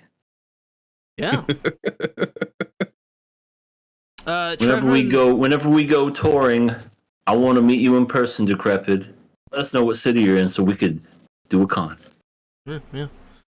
Okay, so our next award is the worst moment, which is it could be anything. But this is the worst moment we think we've had of the season. I picked Mushoku Tensei Season 2, Episode 11. I think that's the episode where Sylphie has sex with Rudy, and at the very end, Sylphie's like, will you marry me? After, being apart for 10 fucking years. And just deciding, we just had sex, and we are getting married now. And there is this really cringe fan service moment of Sylphie in her underwear.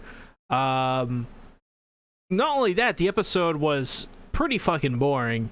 And I just felt that's the moment when I went, I'm not watching past next episode. I'm done. I'm dropping it. Well, as for me, my worst moment was C talking about Sean after months of never having to hear that fucking name, and me and Sasuke just piecing out. That's a good one. It's a really good one. Like literally months not talking about the guy, and he had us. I can normally tell, and it's because he was gone for so long that I didn't know that he was going to say it, because I can normally tell when it's coming. But we were in a serious conversation. Then he was like, da da da da da da da. Oh, and also Sean. And I was like, I can't believe he just did that. And then I just got up and left. I think we both did. Yeah. But I mean, it made sense to bring him up there. It's Sean. No, it made zero sense. The man is pointless to the KOA. What do you mean? He's like one of the most integral fourth members of KOA besides the Mexican aliens. Oh, okay. Those are getting popular now. But nah. Sean is a non-entity. He should never be brought up again ever, because maybe he is the Mexican alien. Oh God. A dual threat. So Mushoku Tensei Season 2 Episode 11 wins? I didn't say mine. No, I mean, you agree with me too, Let right, the man Satsuki? speak. Yeah. I mean, it's from Mushoku Tensei, I'll tell you that much. The funny part is, in all of the awards, I've thought harder about what moment I hated the most in Mushoku Tensei than I did with any of these awards. Because I'm literally sifting through, I'm like, that was ass. That was bad. This is awful. This was shit. Because the easy one the one that's, I guess I'll just say this because this is the one that just rings out of my memory. And I think it's probably worse moments, but this is probably the most unnecessary moment that just made me go, all right, is this like some fetish thing or what? It's the Beast Girls and him kidnapping them and them peeing themselves. Had nothing to do with anything. You can't tell me that was because people like to go, well, this shows you that Rudy is blah blah blah blah blah, and this had nothing to do with anything. It had no significance to the story because the Beast Girls become friends with them somehow. If anything, it's a detriment to the story because I don't understand how they went through something like that and they called Rudy boss, but that's beside the point. Okay, boss.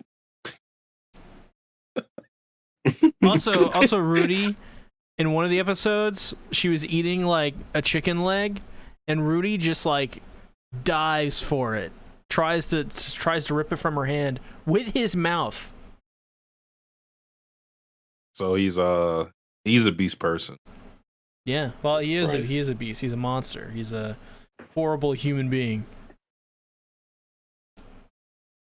I hate it especially too because you would think he would.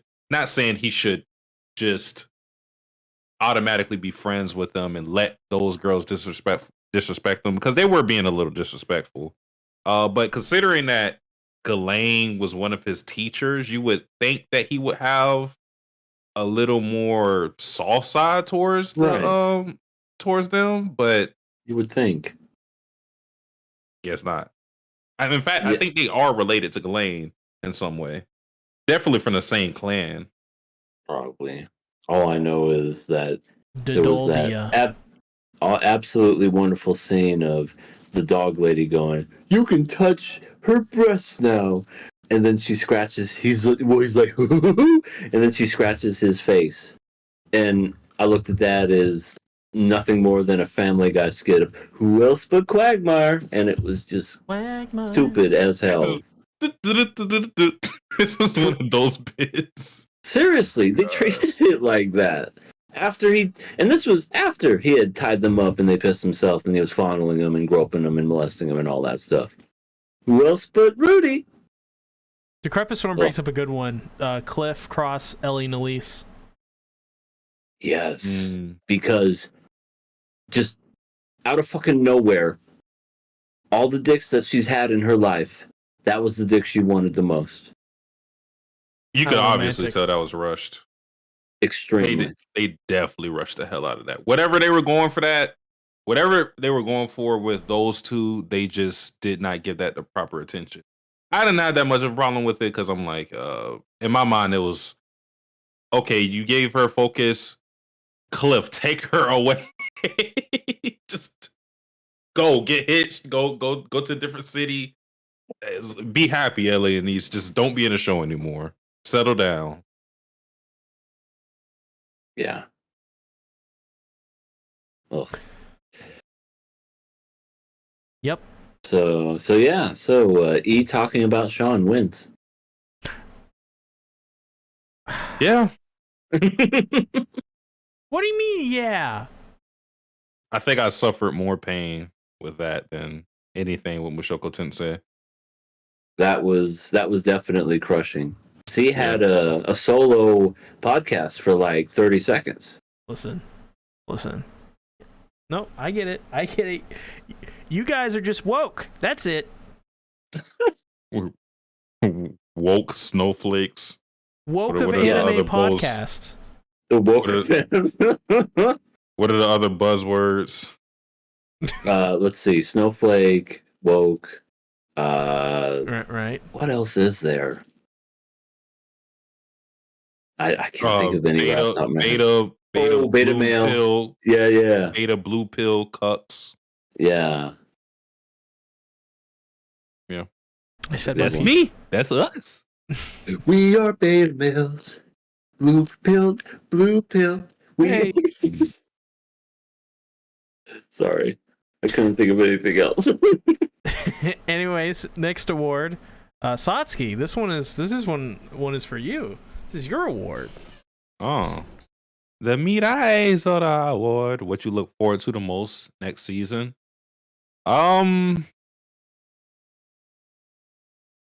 me, I think this should be easy. I'm trying to make sure there's nothing else because I already have what it is in mind for me. Oh my god, that Dr. Stone wallpaper is actually kind of great. Does it go hard? Yeah, it's pretty cool. Oh yeah, I see it. I'm not going to watch it, but it looks cool. I haven't seen it since we killed it after 2 episodes. So I'm gonna go in a different direction. Actually, no, because you guys already said yours. Okay, so Spy Family. That easy. Spy Family. Season 2. Yeah, I can't wait for that one. That's gonna be fantastic. Well, I picked Sound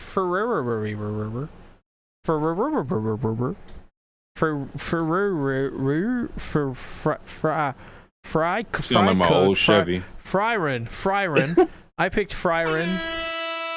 That's the anime that had a hour and a half premiere that they had to split up on Crunchyroll into 4 episodes.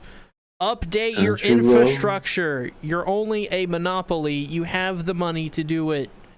Shut up. Yeah, I watched the premiere for it, and You watched the whole thing?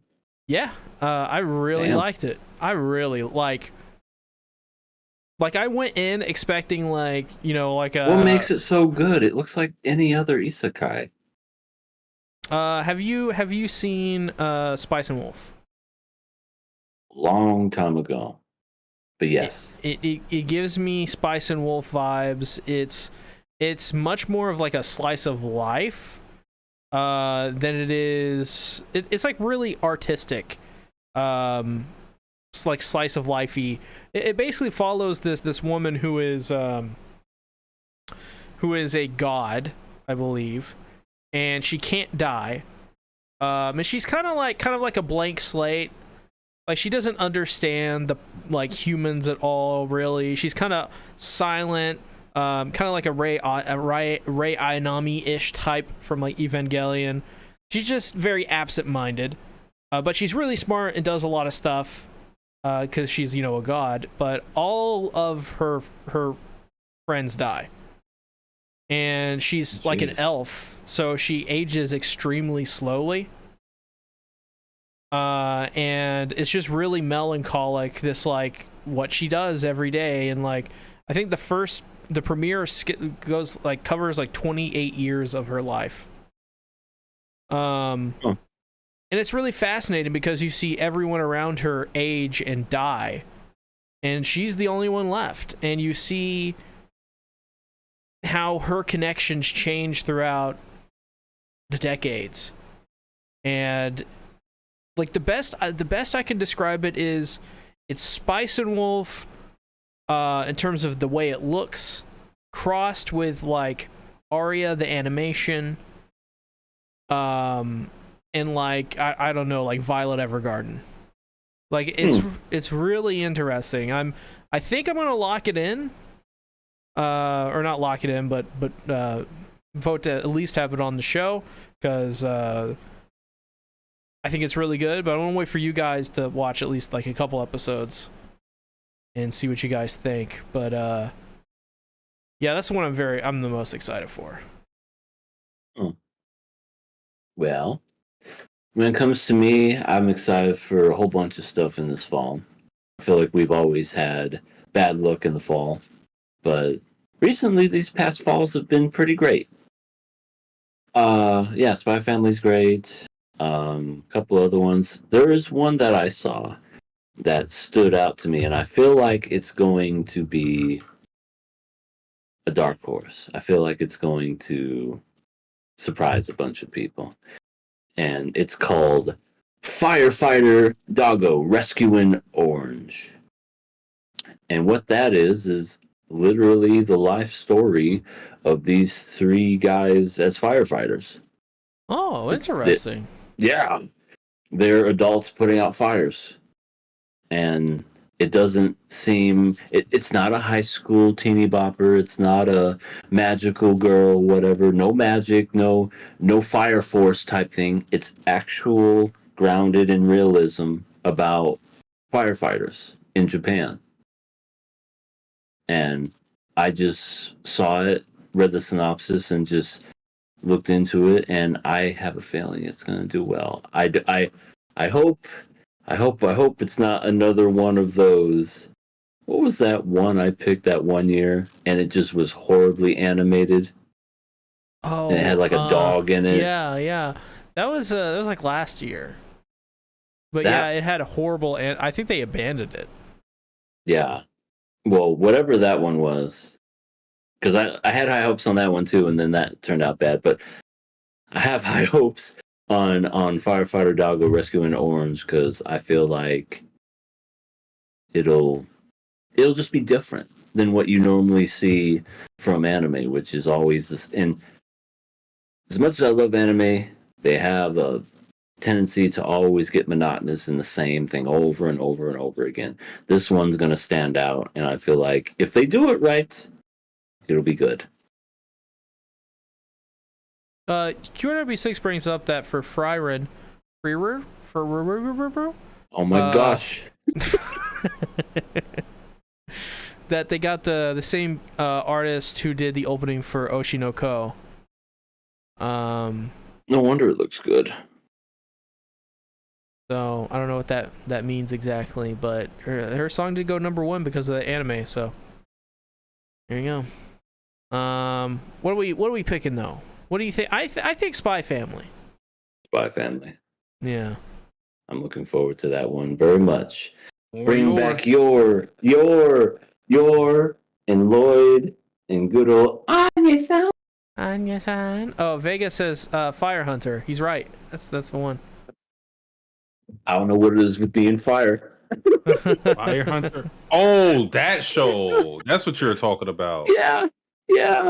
I had high hopes for that one, but then the animation just made me hate it. Such a weird show. I don't even remember anything about it. It's like a fever dream. Yeah. They were, like turned into sketches. They literally just turned into storyboard sketches and said, "Yep, it's done. Send it." Next award is, of course, an award so important to the survival and the proliferation of the future of the human race. This next award is what will inspire future generations to push onwards in spite of all of the evil. Most specifically from EA and Satsuki over their slander, but that's a whole other story. This award is a memoriam to one of the greatest. You could call her a goat. You could call her Nezuko. That's right. The beauty of Tanjiro's hometown. Nezuko is honored in an award that is simply just a quote of one of her greatest lines. A line that could literally mean anything. Of course, I'm talking about the award. What she's saying? I don't know what she's saying. However, it's profound enough to give it its own award. True. This could be anything, because interpretation is very important with this award. So, what do we pick for award?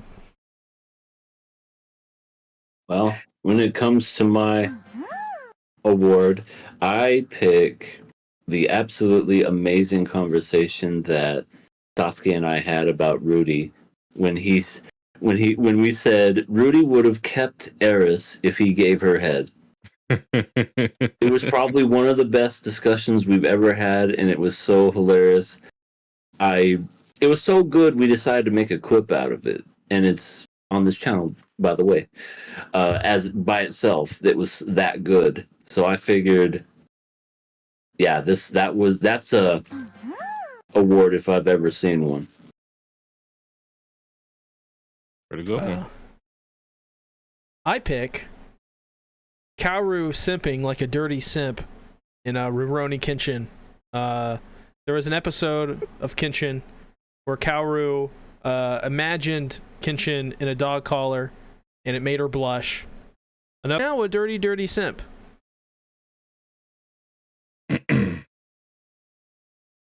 I have to be myself. I'm just looking at this panel. This is art. This is art. I gotta go with a show that I've never even watched myself, at least to any completion. Because I dropped it very early on. But there's this quote from this character. Popular character, very important character. Very profound. The philosophy speaks to me still to this day. It's a clinic on how to say something without saying anything at all. Oh, I know where this is going. It's like this is like a tactic that a lawyer will use. This quote comes from the Chizuru Ha I don't not Oh. like him either. Just a great quote. Oh, I love it. Do you like Kazuya? No, I don't not like him either. What the God damn it. That is the wins. greatest non-answer I've ever heard in my life. That is the epitome of what that series is. It is, yeah. 300 chapters in, do you like him? I don't like him, but I don't not like him. It's the essence of Rent a Girlfriend that in that one panel is distilled down and just into just the fine. It's everything wrong with Rent a Girlfriend. Everything.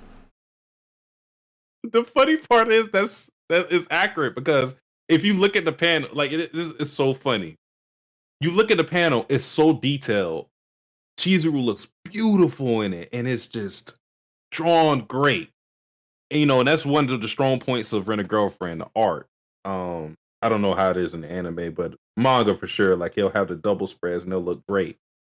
But in this panel, when you get double spreads like this, you usually a character is going to say something impactful. Mm-hmm. What the fuck does Chizuru say? I don't not like him either. It's so stupid for you to use a double spread for her to not say anything.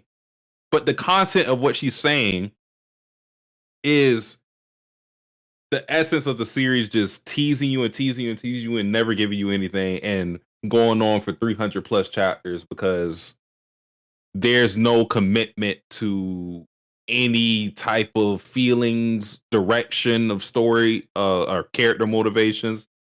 No, non-answer. I'm not giving you what you want, but I will act like I'm giving you what you want. Yep, that is 100% Rent a Girlfriend in a nutshell. And This is Brilliant. I couldn't believe it the first time I saw it. I literally couldn't believe it. I thought EA got some like fake meme quote place. Yeah, I was literally like, this can't be real. And I think you said the same thing too. You're like, that's fake. But when I actually watched the episode, sure enough, 100% real. Unbelievable. That wins. I bow down. Same. Oh, Our next man. award, a very important award, the penultimate award of KOA.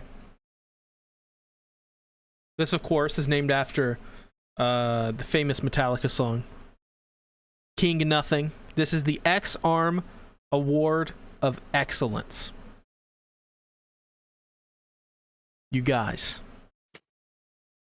what is the worst anime of the season? Oh, it for sure is Matensei Season Poopadoo Ha Ha Ha 2. Same. Yeah. Just a shame. This is the last time I'm ever going to talk about Mushoku Tensei, so I'll just leave it at this. There's a good show in there. It's got a beautiful world building. It's got interesting magic stuff settings and just something to I don't know, like a story there, especially with the big explosion that happened and nobody knows what happened. But they're trying to figure it out. And it's wrapped up in harem and bullshit. It gets in its own way and it doesn't know how to be great. Which is a shame because it has potential, but it will never ever have my eyes watching it again. So that is all I have to say about it. Worst ever. Goodbye, Matensei. Yeah, for me, Matensei was easily the worst anime of the season. The quality dip in writing is truly masterclass. And the fact that it is able to completely undermine its entire cast, its plot, and make everyone look like nincompoops. Well, bunch of duty heads. Big stupid doo-doo. So I very disappointed. Season 1's way better, but at this point, I'm just like, it's literally it's slowly turning into Rent a Girlfriend of Isekai, and yeah, no thanks. So, I'm just gonna go with the show. I didn't even watch the season, but I know it's bad because last season was bad. The first season, I was fooled as a young teen into thinking it was a funny show. Then the rewatch showed me it wasn't. The show I'm going with is A Devil is a Part-Timer, season That's a 2. good one too. Yeah, it should have never got another season. Not saying it should have never got to season 2, because even though I didn't really like season 1 on the rewatch, it made sense that it would have a season 2, and I was excited. Then I watched it and I was like, yeah, this is not a good show. This is the comedy is not great at all. The characters are just tropes, pretty much. Like you got your tsundere, you got your dense MC, you got your obsessive companion in Shiro, and then his whole thing is shit jokes. The big boob high schooler that likes the MC, but the MC doesn't like her. Big boob ditzy girl. Yeah. McDonald's. The Kudere. McDonald's. Oh, yeah. Was that? Something like that. I think it was Whack. Yeah. They had the manager lady. She was cool. She was the only one I liked. Right. But not a good show. Didn't watch it again. So I'm just being an asshole. But yeah. Yeah. And then they went ahead and added a baby to the mix. Yeah. Oh my God. Yeah. I don't know. I don't think this can win because we haven't seen the third season, and I feel like it would just be like if it won again, it would just be season 2 winning again for worst anime. Basically. So because of that, I feel it's only fair for it to be Mushoku Tensei. But oh my God, do I feel that Devil is a part-timer? Oh my God, I wish.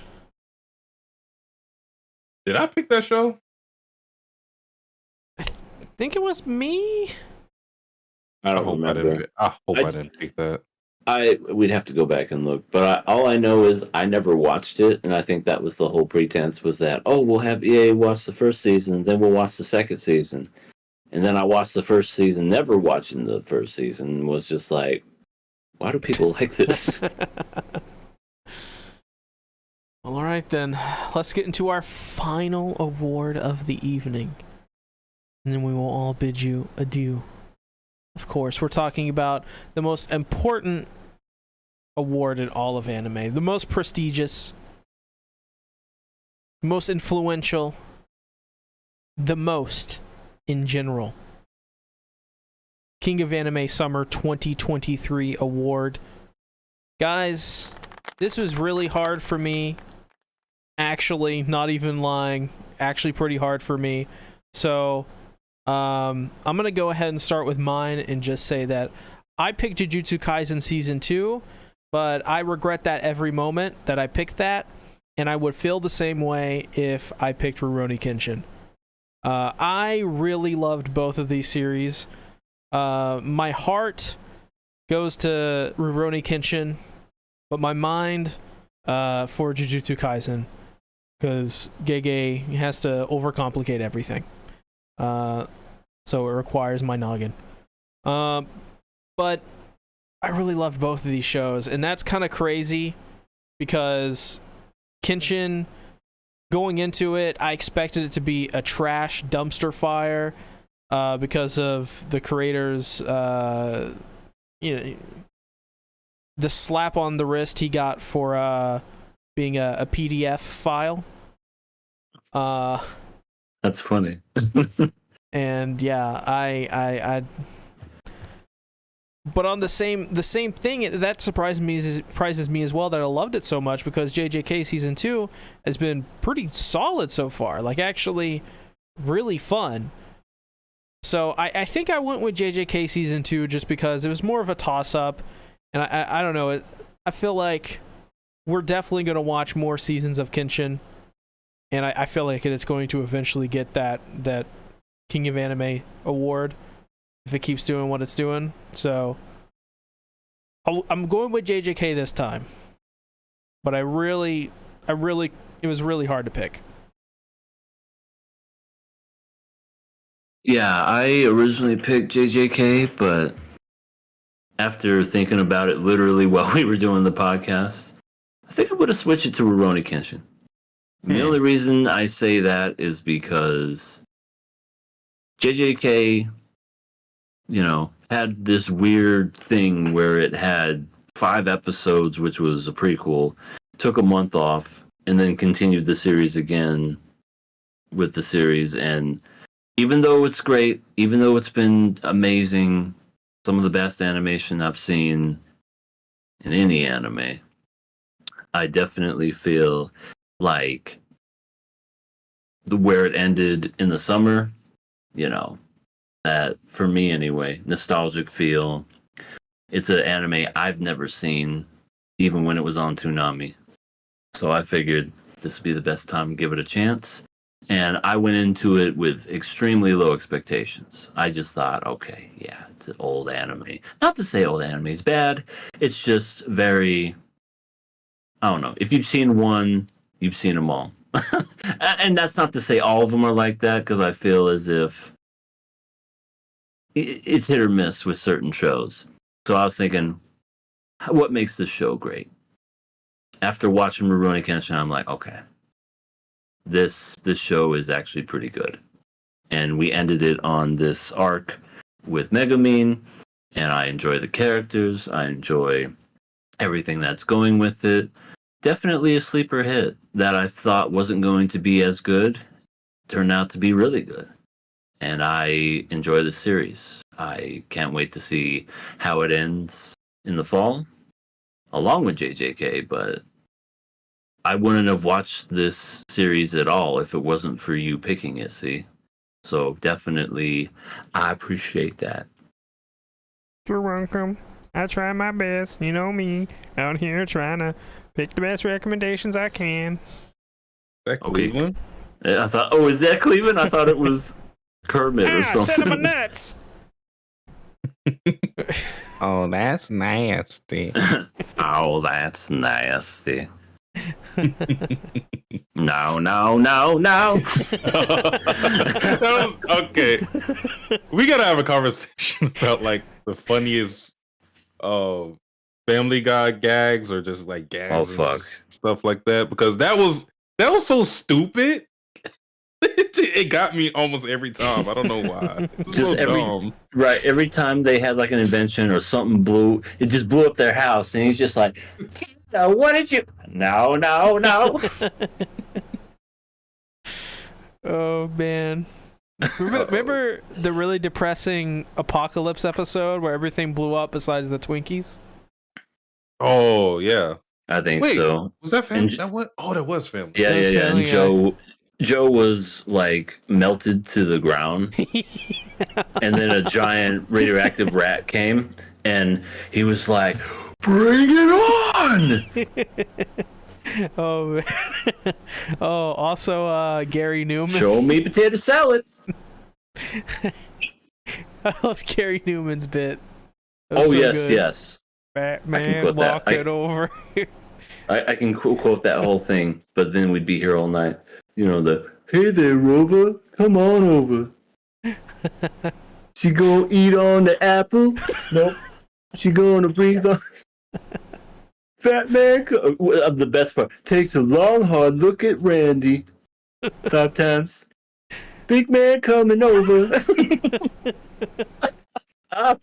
Shit, that was great. we gotta rewatch season 1 through like 4 or 5 of Family Guy.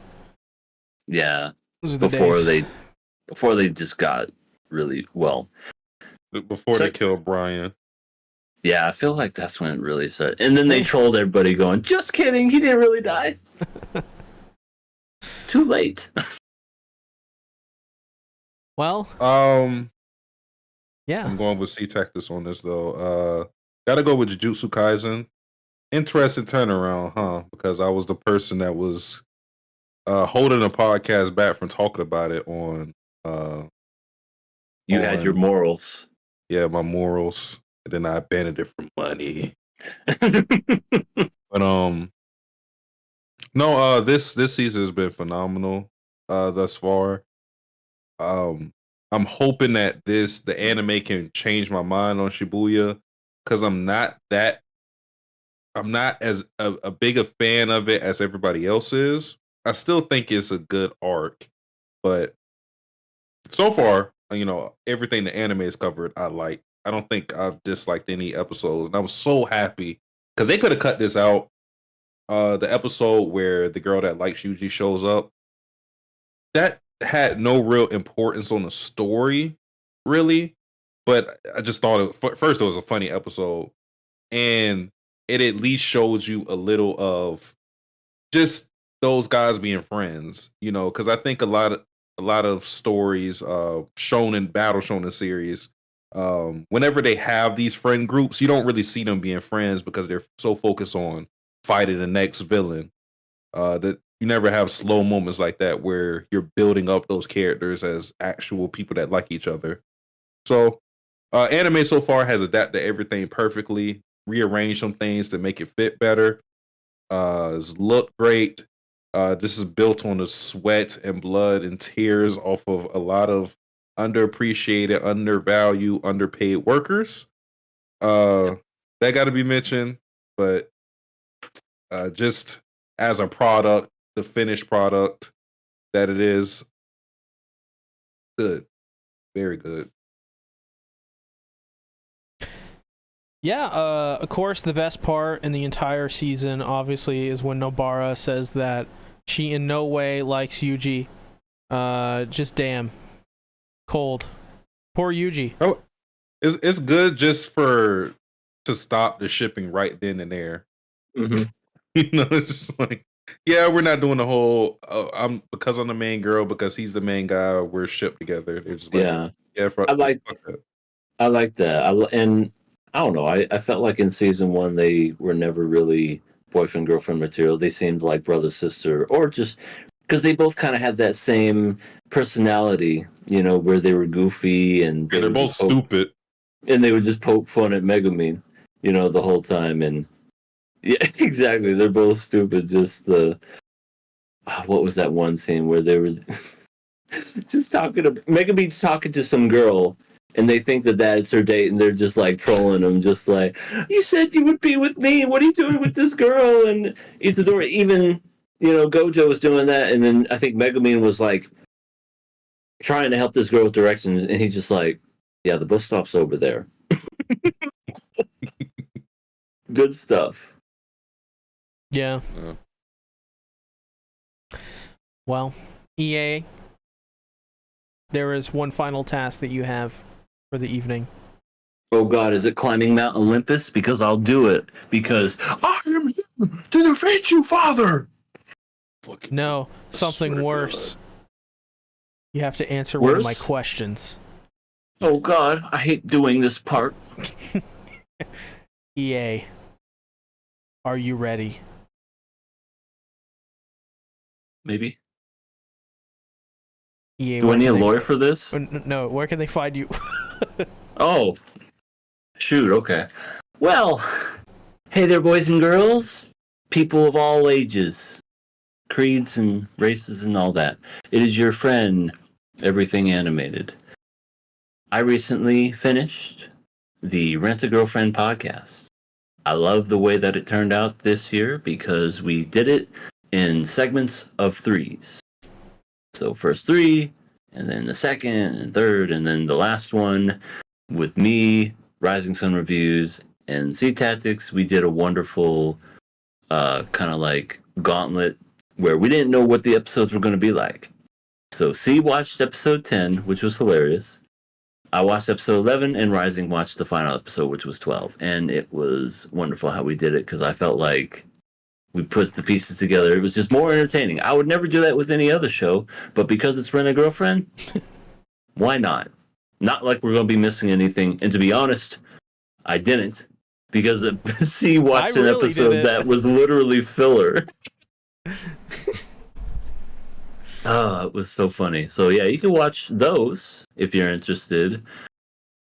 I do want to get back into not just doing regular streams, but making regular content again because it was fun doing that. I put it off, but now I'm gonna get back into doing it. Don't know what I'm gonna do first, but there's been a couple of ideas I've been wanting to do for a while. So you can catch me there.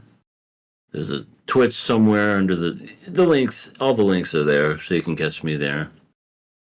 Possibly do that. And yeah, you can, for what does it see? $1? $1. Join the Patreon? Patreon? Speaking of Patreon, me and Sasuke did a Drunk Talk Patreon.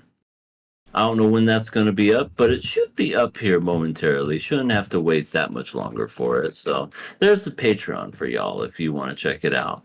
And we made mention to all the Patrons that we have right now. So Decrepit Storm, you It took get a long nice time. little... you get a nice... That was like half the podcast. Naming everybody. Yeah, we always like to drop names and thanks. So that's an exclusive. Check it out when it gets uploaded. So QRW6 and everybody else that's listening to this after the fact, become a patron. You get to hear us talk about our drunken experiences. Yeah. That's fun. Satsuki, where can they find you? You can find me on my main channel, Satsuki the Savage, as well as my other channels, Twitch, Satsuki the Savage with a DA, and my other YouTube channel, Sasuke the Gamer, where I upload my VODs for Twitch or on Twitch onto YouTube, edit it, kind of a lot of the filler content cut out where I just like mess around, take my deviations and things of that nature. So they both have their own appeals. Being on my Twitch means that you're a part of the experience, and being on YouTube just means that you're getting a more concise and you're not having to deal with my shenanigans when it comes to Twitch, me messing around. But that's where you can find me at. I'm not uploading anything to my gaming channel this week because I'm a little burnt out, so I'll get back to it next time. But for the episode that EA was referencing, should not be that hard to edit at all, so I'll probably get to it tomorrow, send it to him, and then that'll be that. And then we got some other things to take care of. Well, but yeah, that's it for me. As for me, you can find me over at my main channel, C Tactics. Probably just gonna do a JJK video this week, and that'll be it. Was planning to do more this week. However, I'm just too tired from last week. I released 6 videos last week, 7 if you count the Bento channel, because the Bento channel, in case you didn't know, is my second channel where I cover Chainsaw Man every time a new chapter drops. And let me tell you, you guys really want to check that channel out. Maybe consider reading Chainsaw Man if you haven't, getting caught up, because we got some interesting content coming up. We'll just say if you've liked my recent Attack on Titan videos from about a couple weeks ago, you definitely want to check it out. It's going to be pretty awesome. Besides that, for the main channel, I actually do have some other content planned. Like I said, I was thinking about reprising my old Hunter x Hunter videos, see how they do with the new audience. But as well, thinking of doing another Chainsaw Man video for the main channel. And since there's only 4 or 5 people here or whatever it is, it's going to be a what if video on if Miss Himeno didn't die. That's right. People really like the what if video I did for AOT, so I was we know what would have happened.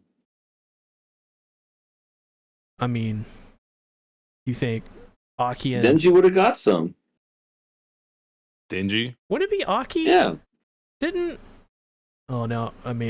could be wrong about this, but doesn't Himeno like Aki, and didn't they Didn't they agree after that the unmentionable night that everyone involved should forget? Which, by the way, that seems really weird because the next day, I think Power's like, so didn't you have sex with Denji or whatever? And then Himena's like, oh, Denji's a real gentleman. It's like, what? Yeah. So yeah, she definitely is romantically interested in Aki, but teases Denji. So she doesn't like Denji in that way, but still a predator either way. Yeah. Because you don't really make those advances towards someone. Very Taking weird. taking off their pants, getting on top with the one eye going, damn. Yeah, so very... I see those sharp teeth. Still, though, nobody does what-if videos for Chainsaw Man. There's a zero Chainsaw Man what-if videos, so I'm like... Don't say anything now. Well, I mean, like... Someone's gonna steal it. There's 9 people watching. They're gonna take it. I mean, if, like, Decrepit Storm or QRWX... QRW6 decides to take it and do their own videos, I mean... They probably do it better than me. Also, more content. What if Denji sold his left nut instead of his right nut? Oh well, see that was the baby making nut. That was the most potent one. That one had a slightly higher fertilization rate. Huh? To change the whole outcome of the series. Yeah, very much could. What if Power actually wipes her ass? Then Nobody would like her then. Yeah. Ew. The fact that people like her and she's disgusting. I like makes her. No sense to me. I like her in the same way I like Cartman. She feels like just the villain of the true villain of the series. No, kitty, this is my pet. I love how she addresses people. She's just like, "Do not talk to me that way, mortal." Human. That was funny. That was a funny scene. I'll give you that, where she's cutting up all these demons and everything, and Denji's going down the elevator, not giving a fuck. Oh my god! I She's gotta like, find. Witness me! Isn't this a? I just like when she slapped the fuck out of Denji's the back of his head. For like zero reason.